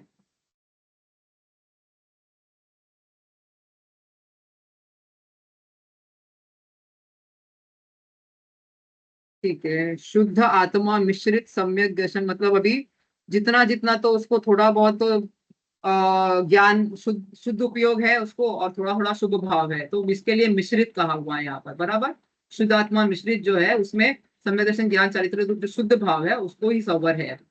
प्रथम निश्चय सम्यक दर्शन होने पर स्वद्रव्य के आलम्बनानुसार संवर निर्जरा प्रारंभ होती है। तो पहले सम्यक दर्शन होगा, उसके बाद में ही संवर निर्जरा प्रारंभ होती है। फिर जैसे ही सम्यक दर्शन होता है ना, तो ऐसे आप सिद्धांत पढ़ोगे ना, तो जो सम्यक दृष्टि होता है तो उसको 41 कर्म प्रकृतियों का बंध अपने आप रुक जाता है। मतलब ये ऐसे कुछ नंबर ऑफ प्रकृतियां है, पहले पहले गुणस्थान छूट जाता है तो 16 प्रकृतियों का बंध बंद हो जाता है, दूसरा गुणस्थान छूटता है तो 25 प्रकृतियों का बंद होता है, और ऐसे चौथे चौथे गुणस्थान में जो जीव होता है सम्यक दृष्टि, उसको 41 प्रकृति का बंद होता ही नहीं है। तो उसके लिए उसको अपने आप संवाद चालू हो जाता है, वो उस प्रकृति रिलेटेड। ठीक है, ऐसा। तो क्रमशः जितने अंश में राग का अभाव है, उतने अंश में संवर निर्जरा रूप धर्म होता है। तो जितना जितना उसका राग कम हो गया है, मतलब जितना जितना वो चौकड़ी, जो कषाय चौकड़ी कम हो गई है, उतना तो उसका संवर निर्जरा चालू हो गई। और जितना राग है वो शुभ राग टाइप होता है जनरली, तो उतना उतना शुभ बंध उसको होता रहता है। सोन मुक्ता के बल से शुभाशुभ इच्छा का निरोध सो तप है। तप क्या है? इच्छाओं का निरोध जो है, शुभ और अशुभ दोनों इच्छाओं का निरोध यहाँ पर लिखा हुआ है। तो ये इंपॉर्टेंट है जानना, कोई भी इच्छा है उसका निरोध करना, उसको तप है। और उस तप से क्या होता है? निर्जरा होती है। अभी संवर क्या है और निर्जरा क्या है वो वापस बता रहे हैं। संवर पुण्य पाप रूप अशुद्ध भाव को आत्मा के शुद्ध भाव द्वारा रोकना, सो भाव संवर है। और तद अनुसार नवीन कर्मों का आना स्वयं रुक जाना, वो द्रव्य संवर। बराबर। तो हम जितना जितना अपने कषाय में नहीं रहेंगे, ज्ञान स्वभाव में रहेंगे, उतना उतना तो भाव संवर हो जाएगा। और जितना शुभ राग जितना बाकी है अभी, उतना तो आश्रव होगा, शुभ आश्रव। लेकिन जितना जो शुद्धि प्रकट हो गई है, जितनी भी कषाय चौकड़ी का अभाव हुआ है, उतना उतना भाव संवर हो जाता है। और उसके करस्पॉन्डिंग जो कर्म रुक गए, जो द्रव्य कर्म पुद्गल वाले, तो वो द्रव्य संवर हो गए। बराबर। और निर्जरा भी अभी दो बताएंगे, भाव दो अपेक्षा से बताएंगे, भाव निर्जरा क्या है और द्रव्य निर्जरा क्या है। ठीक है। अखंडानंद निज शुद्धात्मा के लक्ष्य से अंशत शुद्धि की वृद्धि और अशुद्धि की अंशत हानि करना, सो भाव निर्जरा है। तो जितनी जितनी अंश में शुद्धता होती है, उसके हिसाब से जो जो कर्म झर रहे हैं अभी, वो तो उतना उतना, अंशत मतलब पार्शियल है, अभी पूर्ण हो जाएगा तो मोक्ष हो जाता है ना, इसके लिए अंशत अंशत कहा है। ठीक है।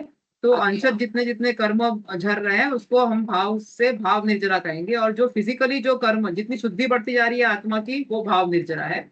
और जितने उसके करस्पॉन्डिंग द्रव्य कर्मों का झरना हो रहा है, छूटना हो रहा है, वो द्रव्य निर्जरा है। ठीक है। जीव और अजीव को उनके स्वरूप सहित जानकर स्व तथा पर को यथावत मानना, आश्रव को जानकर उसे हेय रूप, बंध को जानकर उसे अहित रूप, संवर को पहचानकर उसे उपायदेय रूप, तथा निर्जरा को पहचानकर उसे हित रूप का कारण मानना चाहिए। ठीक है। लैंग्वेज थोड़ा डिफिकल्ट है, नहीं? हाँ। ठीक है। नहीं, थोड़ा इसके समझ में गाइड्स वो मिलते हैं क्या? पता नहीं, मेरे इसके को पता गाइड्स नहीं मिलते है, हैं क्या? मैंने नहीं, देखा नहीं आपको है। इतना जानकारी है करके समझ आ रहा है। हम लोग अपने आप लेके पढ़े तो कुछ भी। नहीं, आएगा धीरे धीरे, आएगा, कुछ नहीं। अभी मोक्ष का लक्षण बता रहे हैं वो लोग। ठीक है। व्यवहार सम्यक्त का लक्षण तथा कारण मोक्ष बताएंगे, और व्यवहार सम्यक्त का लक्षण भी आएगा इसमें, दो दो लाइन में। सकल कर्म ते रहित अवस्था, सो शिव धीर सुखकारी, ई विधि जो सरधा तत्वन की, सो समकित व्यवहारी। देव जिनेन्द्र गुरु परिग्रह बिन धर्म दया जुत सारो, यह मान समकित को कारण अष्ट अंग जुत धारो। देखो, सकल कर्म के रहित अवस्था है, वहां पर हमने देखा पहले कर्मों का आना रुका, वो संवर है। फिर जो पार्शियल पार्शियल कर्म झरते गए, वो निर्जरा है। और पूरे यानी सकल कर्म का जो खत्म हो गया, अभी सब कोई कर्म ही नहीं बन, उससे रहित अवस्था है। सो शिव थिर सुख धानी, तो अभी वो अचल शिव यानी के पूर्ण सुख मोक्ष वाली अवस्था हो गई है अभी, सुखकारी। ठीक है। उसमें स्थिर यानी कि स्थिर हो गए, अभी अचल हो गई है वो, अटल, अभी चेंज नहीं होगा, वापस कर्म के साथ में जुड़ान नहीं होगा। ठीक है। ये विधि जो श्रद्धा तत्वन की, सो संकित व्यवहारी, जो सम्यक जो व्यवहार सम्यक दृष्टि है, वो किस तरह से श्रद्धान करता है सात तत्वों का, तो ये वाला, इस विधि से जो श्रद्धा करता है तत्वों का, वो जो व्यवहार से सम्यक दृष्टि है, बराबर, व्यवहार से सम्यक दृष्टि। पहले निश्चय सम्यक दृष्टि को क्या बताया, जो अपनी आत्मा को पर से भिन्न मान के वैसा ही श्रद्धान करता है, वो निश्चय सम्यक दृष्टि है। तो निश्चय तीनों बताए थे वो आत्मा से रिलेटेड थे, आत्मा का श्रद्धान, आत्मा का ज्ञान और आत्मा में लीन होना। व्यवहार में उन्होंने बताया कि 7 तत्वों का भेद रूप श्रद्धान जैसा करता है, वो व्यवहार सम्यक दृष्टि से, व्यवहार से उसको कहते हैं। तो यहाँ पर उन्होंने हर एक 7 तत्वों का कैसा श्रद्धान होना चाहिए वो डिस्क्राइब किया, बराबर, सभी 7 तत्वों को उन्होंने डिस्क्राइब किया। अभी आगे वो क्या बता रहे हैं, देव जिनेन्द्र गुरु परिग्रह भिन्न धर्म दयाजुत सारो, यह मान समकित को कारण अष्ट अंगजुत धारो। तो यहाँ पर वो कह रहे हैं कि देव जो है, कौन से सच्चे देव कौन से है, जिनेन्द्र भगवान। सच्चे गुरु कौन से है, जो परिग्रह के बिन है। सच्चा धर्म कौन सा है, जो दया आदि धर्म, धर्म जो सारभूत है, उत्तम क्षमा आदि जो दया, ये सब है ना, अहिंसा वाला धर्म। ये 3 सच्चे देव शास्त्र गुरु है।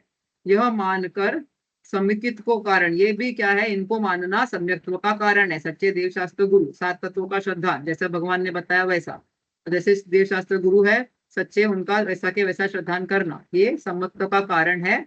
और ऐसे सम्यक्त्व को अष्ट अंग के साथ जुत धारो, अष्ट, उसके जो 8 अंग है सम्यक दर्शन के, वो बताएंगे आगे, उसको वैसे के हाँ, वैसे धारण करना चाहिए।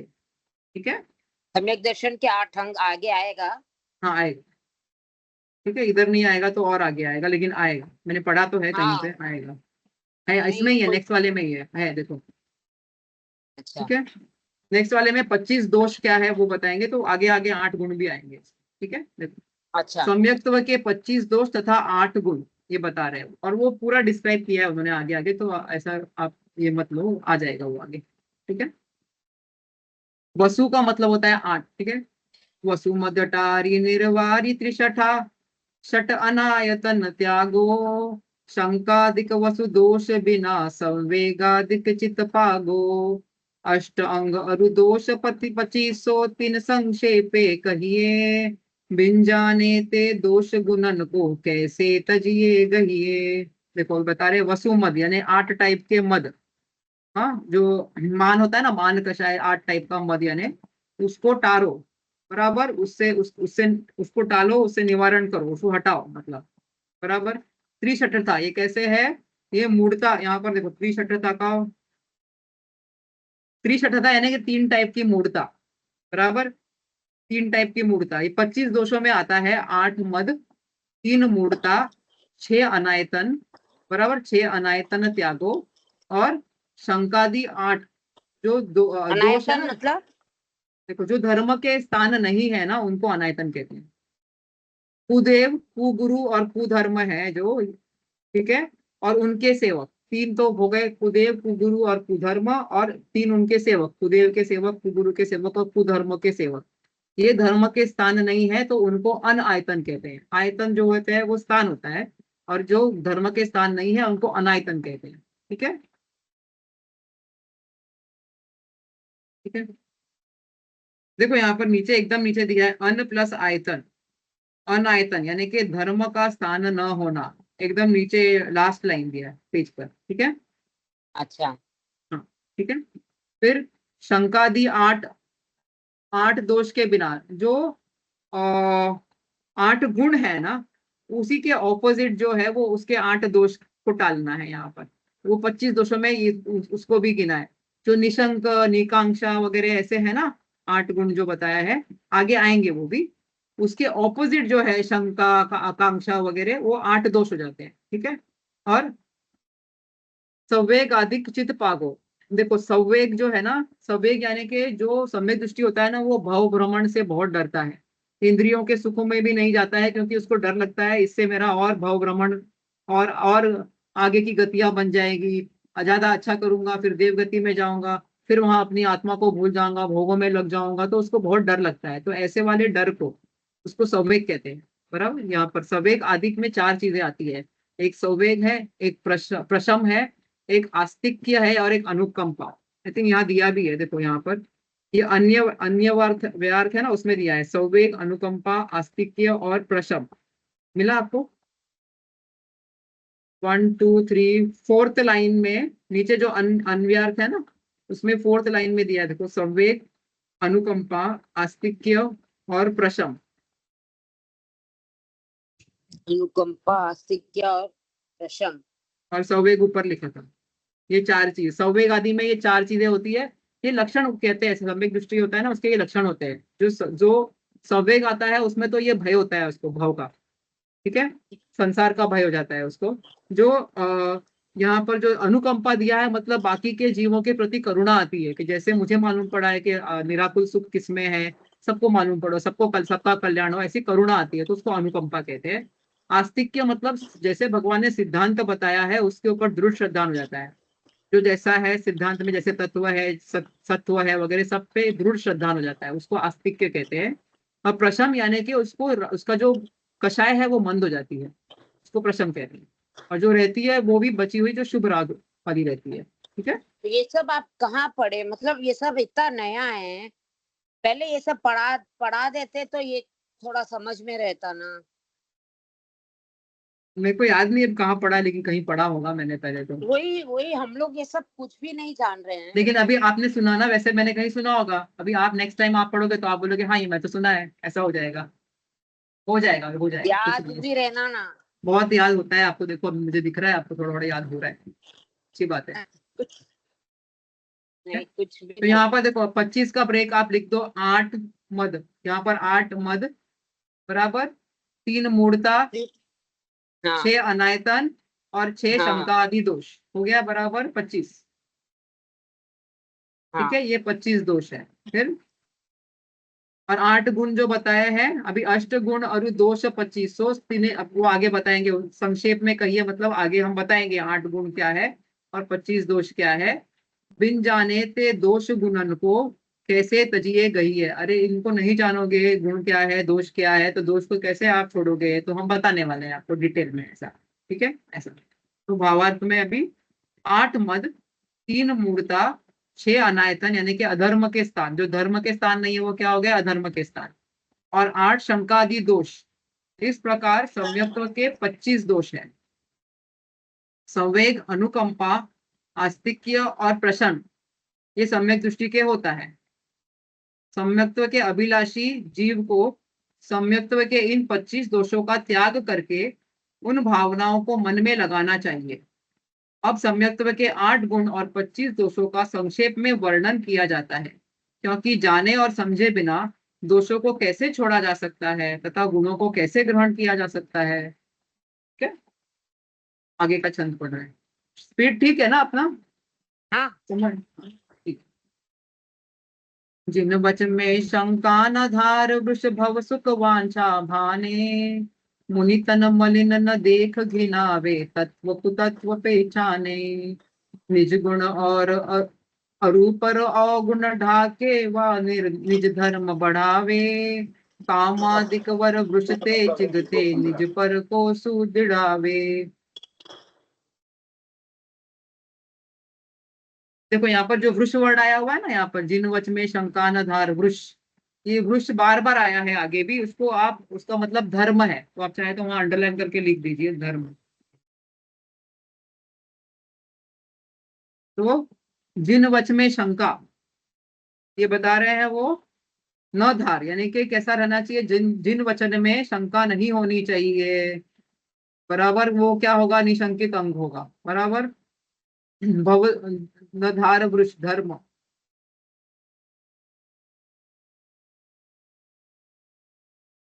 नहीं धारण करना चाहिए, वो निशंकित अर्थ है। फिर धर्म को धारण करके वृष न धा न, जिन वच में शंका न, ऐसा यानी कि जिन वचन में शंका नहीं, और धार वृष यानी धर्म को धारण करो, भव सुख वांछा भाने, यानी कि भव की जो संसारी सुख है उसकी इच्छा नहीं होनी चाहिए, तो वो कौन सा अंग हुआ अभी, निकांक्षा अंग, बराबर। पहला वाला जिन वचन में शंका नहीं, तो निशंकित अंग। दूसरा वाला भव के बारे में, संसार के सुखों की इच्छा नहीं, उसको निकांक्षा अंग कहते हैं, बराबर। मुनि तन मलिन न देख घिनावे, मुनि का जो तन है यानी शरीर होता है, उनके देखो स्नान का उनका एक गुण होता है ना, उसमें शेष गुणों में आता है, तो उसमें स्नान नहीं करते, दंत धवन भी नहीं करते, बराबर। तो मलिन होता है उनका मन, लेकिन शुद्धि उनको, उस पर आपको ध्यान नहीं देना है, उनकी जो अंतरंग की शुद्धि है कषायों की वगैरह कमी होने की वजह से उसके ऊपर आपको फोकस करना होता है। तो जो जिसको ये मुनि का ये मलिन अंग नहीं दिखता है, अंतरंग की शुद्धि वगैरह दिखती है, वो कौन सा अंग का उधारी है? तो निर्विचिकित्सा। निर्विचिकित्सा ऐसे, निर्विचिकित्सा, ये तीसरा तीसरा ये अंग है, बराबर। सम्यक दर्शन, अंग कहो गुण कहो एक ही बात है, ठीक है। तो घृणा नहीं होनी चाहिए, कुछ भी मलिन देखकर ऐसा उसको घृणा नहीं आती है। तत्व कुतत्व पिछाने, तत्व और कुतत्व में वो बराबर डिफरेंस जानता है कि ये सही है ये गलत है, उसको कहते हैं अमूढ़ दृष्टि अंग, ठीक है। और निज गुण और पर गुण और पर अवगुण ढाके, निज के गुण की बखान नहीं करेगा, और पर के जो अवगुण है, बुरे हैं, मतलब दोष है, उसको ढकेगा, बराबर। वैसे निज धर्म बढ़ाता है, वो क्या है? उपगूहन अंग है, बराबर। दूसरों के गुणों को ढाकना और अपने गुणों को नहीं बखान करना, ये दोनों ही पार्ट आ जाते हैं उसमें। तो ये उपगूहन अंग है। फिर कामादिक कर वृषते चिगते, निज पर सोतु, निज पर को सु दृढ़ावे।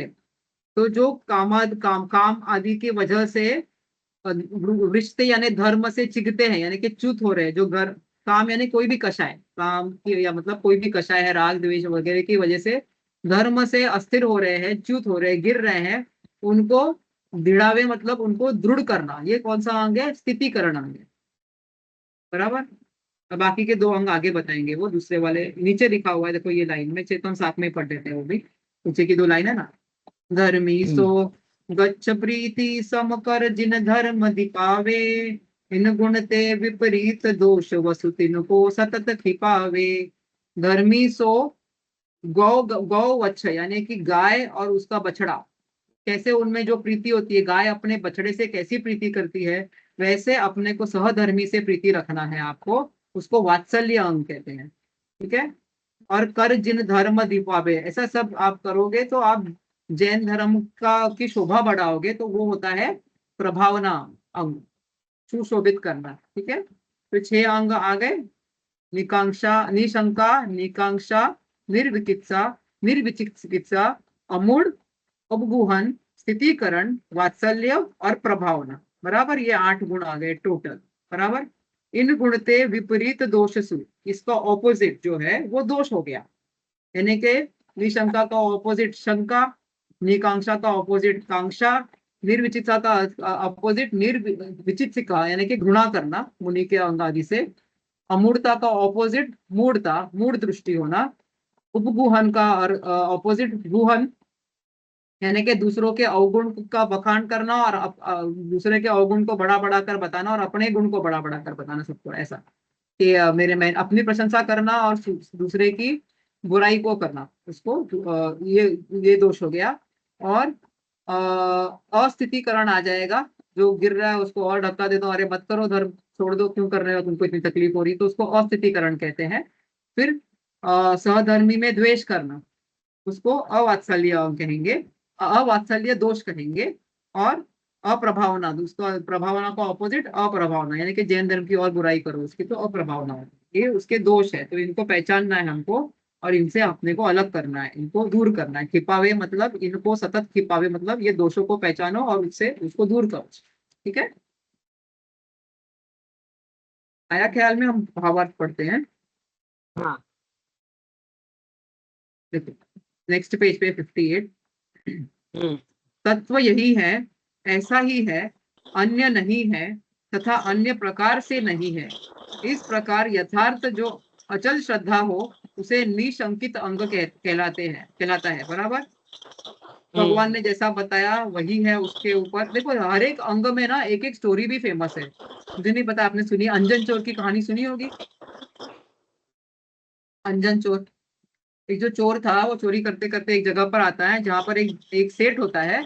वो एक झाड़ के ऊपर एक विद्या प्रसिद्ध विद्या को सिद्धि करने की कोशिश करता है, नमोकार मंत्र से उसकी सिद्धि करने की। ऊपर झाड़ के ऊपर या कुछ उसके टहनी पे बैठने का, ऐसा कुछ मैं आपको मोटा मोटी बता रही हूँ ऐसे ही।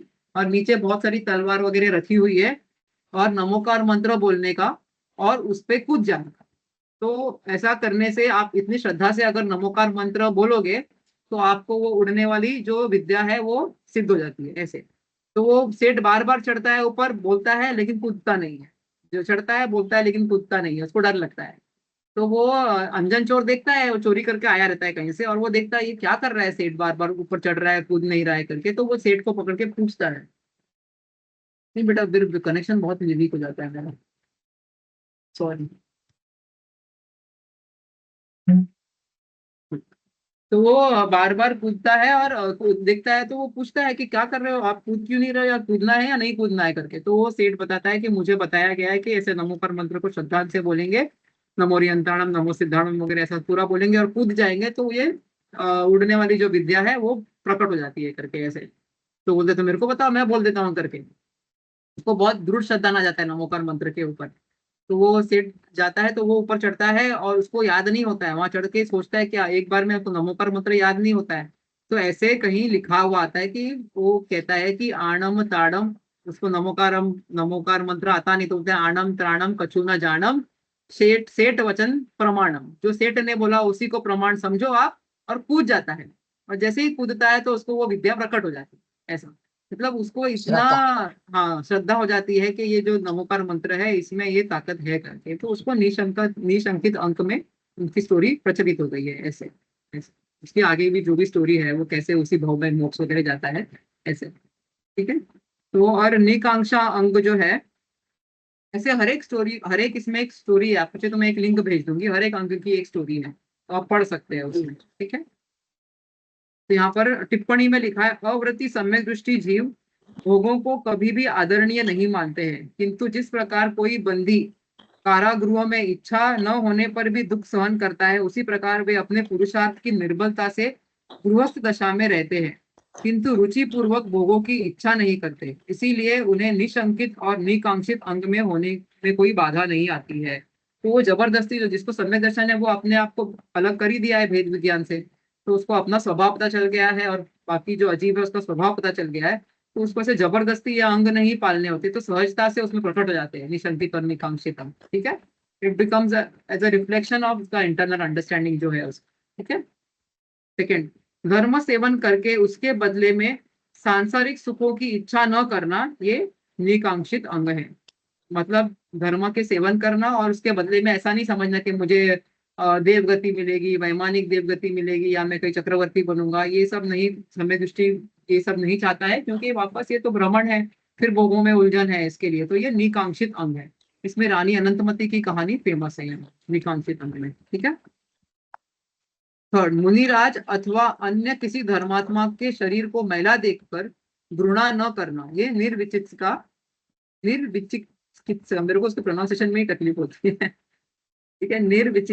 निर्विचिकित्सा, ओ गॉड, पढ़ लो आप। ठीक है। ये अंग कहते हैं उसको। ठीक है। इसमें उदयन राजा की स्टोरी फेमस है।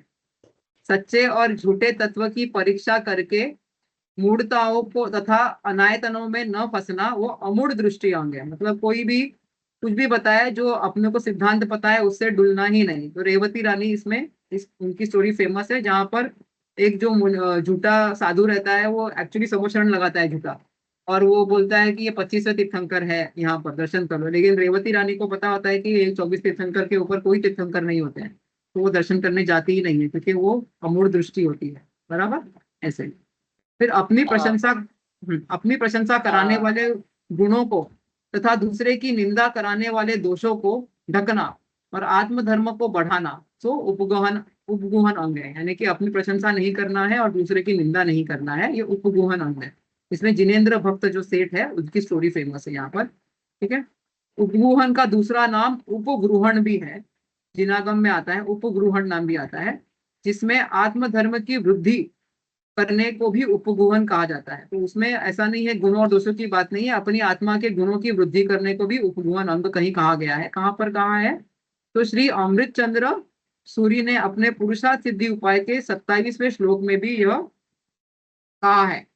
धर्मोभिवर्धनीय सदात्मनो मार्दवादि भावनया परदोष निगुहनमपि विधेयमुपगृहं गुणार्थम। तो यहाँ पर धर्म की वृद्धि करनी चाहिए, धर्मो धर्मो भी नव वृद्धिनीय, धर्म की वृद्धि करनी चाहिए सदा आत्मा को आत्मीय लोगों को, ठीक है। यहाँ पर मार्दव आदि भावनया, मार्दव आदि यानी के जो ये सब है ना, मार्दव क्षमा आदि ये सब जो भाव है उसको बढ़ाना चाहिए, आत्मा के गुणों को बढ़ाना चाहिए।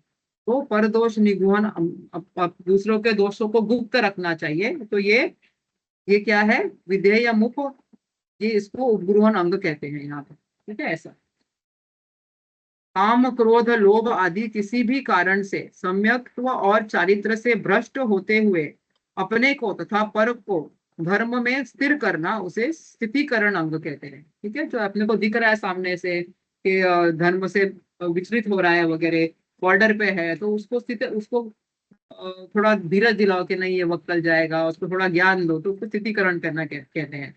धर्म का ज्ञान दो, सिद्धांतों का ज्ञान दो उसको, ठीक है। तो इसमें वारिशण मुनिराज की स्टोरी फेमस है। अपने साधर्मी तथा साधर्मी जन पर बछड़े से प्यार रखने वाले गाय की भांति निरपेक्ष प्रेम रखना, सो वात्सल्य अंग है। जो गाय है वो अपने बछड़े से तो प्रेम करती है, दूसरे का बछड़ा है उससे भी उतना ही वात्सल्य रखती है, तो वो अपने को अपने साधर्मी से ऐसा प्रेम रखना चाहिए। तो इसको कहते हैं वात्सल्य अंग। इसमें तो सबको मालूम है, विष्णु कुमार मुनि की जो रक्षाबंधन की कहानी है वो इस अंग के एग्जाम्पल में आती है, ठीक है। अज्ञान अंधकार को दूर विद्या बल बुद्धि आदि के द्वारा शास्त्र में कही हुई योग्य रीति से अपने सामर्थ्य अनुसार जैन धर्म का प्रभाव प्रकट करना हुआ प्रभावना अंग है, ठीक है। अज्ञान का, अंधकार को दूर करना और अपने ज्ञान से धर्म की वृद्धि, धर्म के बारे में फैलाना, सबको बात करना, वो जो है वो प्रभावना अंग है। अथवा कुछ भी ना करो, आप अपने आचरण में रहो, तो ही सामने वाला देखकर बोलता है अरे ये तो जैन धर्मी लग रहा है करके, ऐसे वो भी प्रभावना ही होती है धर्म की, बराबर। तो यहाँ पर वज्र कुमार शिल्पा मुनिराज जी, की स्टोरी है। हाँ शिल्पा जी, मेरा डेटा शायद फिनिश हो गया है एक्चुअली। जब ये 12th स्टार्ट कर रहे थे ना, 12th अच्छा 12th वाला जो छंद, हाँ, तभी थोड़ा डेटा फिनिश हो गया था, तो आपका वॉइस रिंग हो गया था मेरे इसमें। अच्छा। तो तो कहाँ से आपको नहीं सुनाई दिया? ये बाकी का बाद में करें क्या? हाँ चलेगा, अभी खाली ये पैराग्राफ पढ़ लेते हैं लास्ट वाला। इन इन हाँ गुणों से विपरीत जो है, शंका, हाँ कांक्षा, विचिकित्सा, मूढ़ दृष्टि, अनुपगुहन, अस्थिति, वो गुहन नहीं, उसको ऑपोजिट, उपगुहन का ऑपोजिट अनुपगुहन है। अस्थितिकरण, अवात्सल्य और अप्रभावना, ये सम्यक्त्व के 8 दोष है। इन्हें सदा दूर करना चाहिए, ठीक है। हम हाँ 13वें छंद से आगे फिर बाद में पढ़ लेंगे, ठीक है। हाँ, थैंक यू। ठीक, सॉरी, मेरा एक्चुअली डेटा खत्म हो गया नो नो है। प्रॉब्लम, हम जिनवाणी स्तुति कर लेते हैं। हाँ, बहुत जी धन्यवाद। ये बहुत डिफिकल्ट लेसन है। हाँ है, कोई बात नहीं, हो जाएगा, डोंट वरी। इसमें कैसे आएंगे, किस टाइप, मतलब ये कैसे याद रख सकते हैं ये सब चीजें? अभी तो देखो ओपन बुक एग्जाम है, तो आप तो देख कर ही कर सकोगे। तो तो ठीक ऐसे है, बट ये सब चीज लाइफ में उतारने के याद भी नहीं रहेगा तो कैसे उतारेंगे वो वैसे? तो आपको बार बार चिंतन में लाना पड़ेगा पहले। नहीं आएगा याद, कैसे नहीं आएगा, नाम याद नहीं आएंगे, भाव तो याद आएगा ना कि ऐसा है, ये मैं अलग हूँ वो अलग है, ये तो आ ही जाएगा। नाम याद नहीं आएंगे तो क्या होगा, कंसेप्ट तो समझ में आ रहा है ना धीरे धीरे। हाँ हाँ आएगा आएगा, डोंट वरी। आप एक तो पहले श्रद्धान रखिए कि इसमें जो लिखा है वो सही है, बराबर। और फिर उसको अपने डेली बिहेवियर में लाने की कोशिश कीजिए, आएगा, डेफिनेटली आएगा। पहले क्या होगा कि बाद में आएगा, जब आपका रिएक्शन हो जाएगा ना, उसके बाद में आपको मालूम पड़ेगा कि मुझे अभी जो फीलिंग आ रहा है वो मैंने ऐसे रिएक्ट किया, इसके लिए आ रहा है। नहीं, फिर प्रैक्टिस से अब, क्या होगा, बार बार हाँ गैप अभी, आने लगेगा। कह रहे हो कुछ नहीं, आप? कई ऐसी चीजें हैं, ये दोष, ये सब चीज याद रखे तो नहीं होएगा ना धीरे धीरे, बार बार जैसे पढ़ने से याद होता ही है। मेन मेन चीज है। हम्म, नहीं होता है वो तो बार बार, अभी अपन और भी ग्रंथ पढ़ेंगे ना तो यही कॉन्सेप्ट बार बार आएंगे। वो तो अब अंदर अंदर आराम से एकदम डीप डीप होते जाएंगे, अपने सोचने की पूरी लाइन ऑफ थिंकिंग चेंज होती जाएगी धीरे धीरे, आएगा। बस लगे रहिए लाइन पे, बराबर श्रद्धा रखिए कि ये सही है करके, हाँ, छोड़ना नहीं है। आज पता नहीं जल्दी खत्म हो गया डेटा या क्या, और मेरा लड़का भी अभी यहाँ नहीं है मुझे नहीं लगता है तो। आज अपने को भी 1 घंटा 40 मिनट हो गया है ना, जनरली 1 घंटा तक ही रहता है ऐसा। नहीं, 2 घंटे का 2.5 घंटे का क्लास में भी रहता ही है कई दफे। तो पता नहीं क्यों फिर, ये लेसन भी बड़ा है ना शायद थोड़ा। अभी भी आवाज रिंग हो रहा है आपका, थोड़ा थोड़ा ठीक समझ है, में तो आ रहा है आप क्या हम बोल रही है। जिनवाणी स्तुति करते हैं, ठीक है। हाँ श्री हाँ। जिनवाणी जग कल्याणी जग जन मदतम मोहहरि जन्मन हारी गणहर हरि जम जरा भव रोग हरि तिथियराणम दिव्य जुनिंजो पढ़ई सुनई मई धारे मनम सुखमणंतम धरिये सासद मुख पदम पावई सासद मुख पदम पावई। ठीक है। हाँ, थैंक यू शिल्पा जी, मैं आपसे फोन में बात करती हूँ अभी।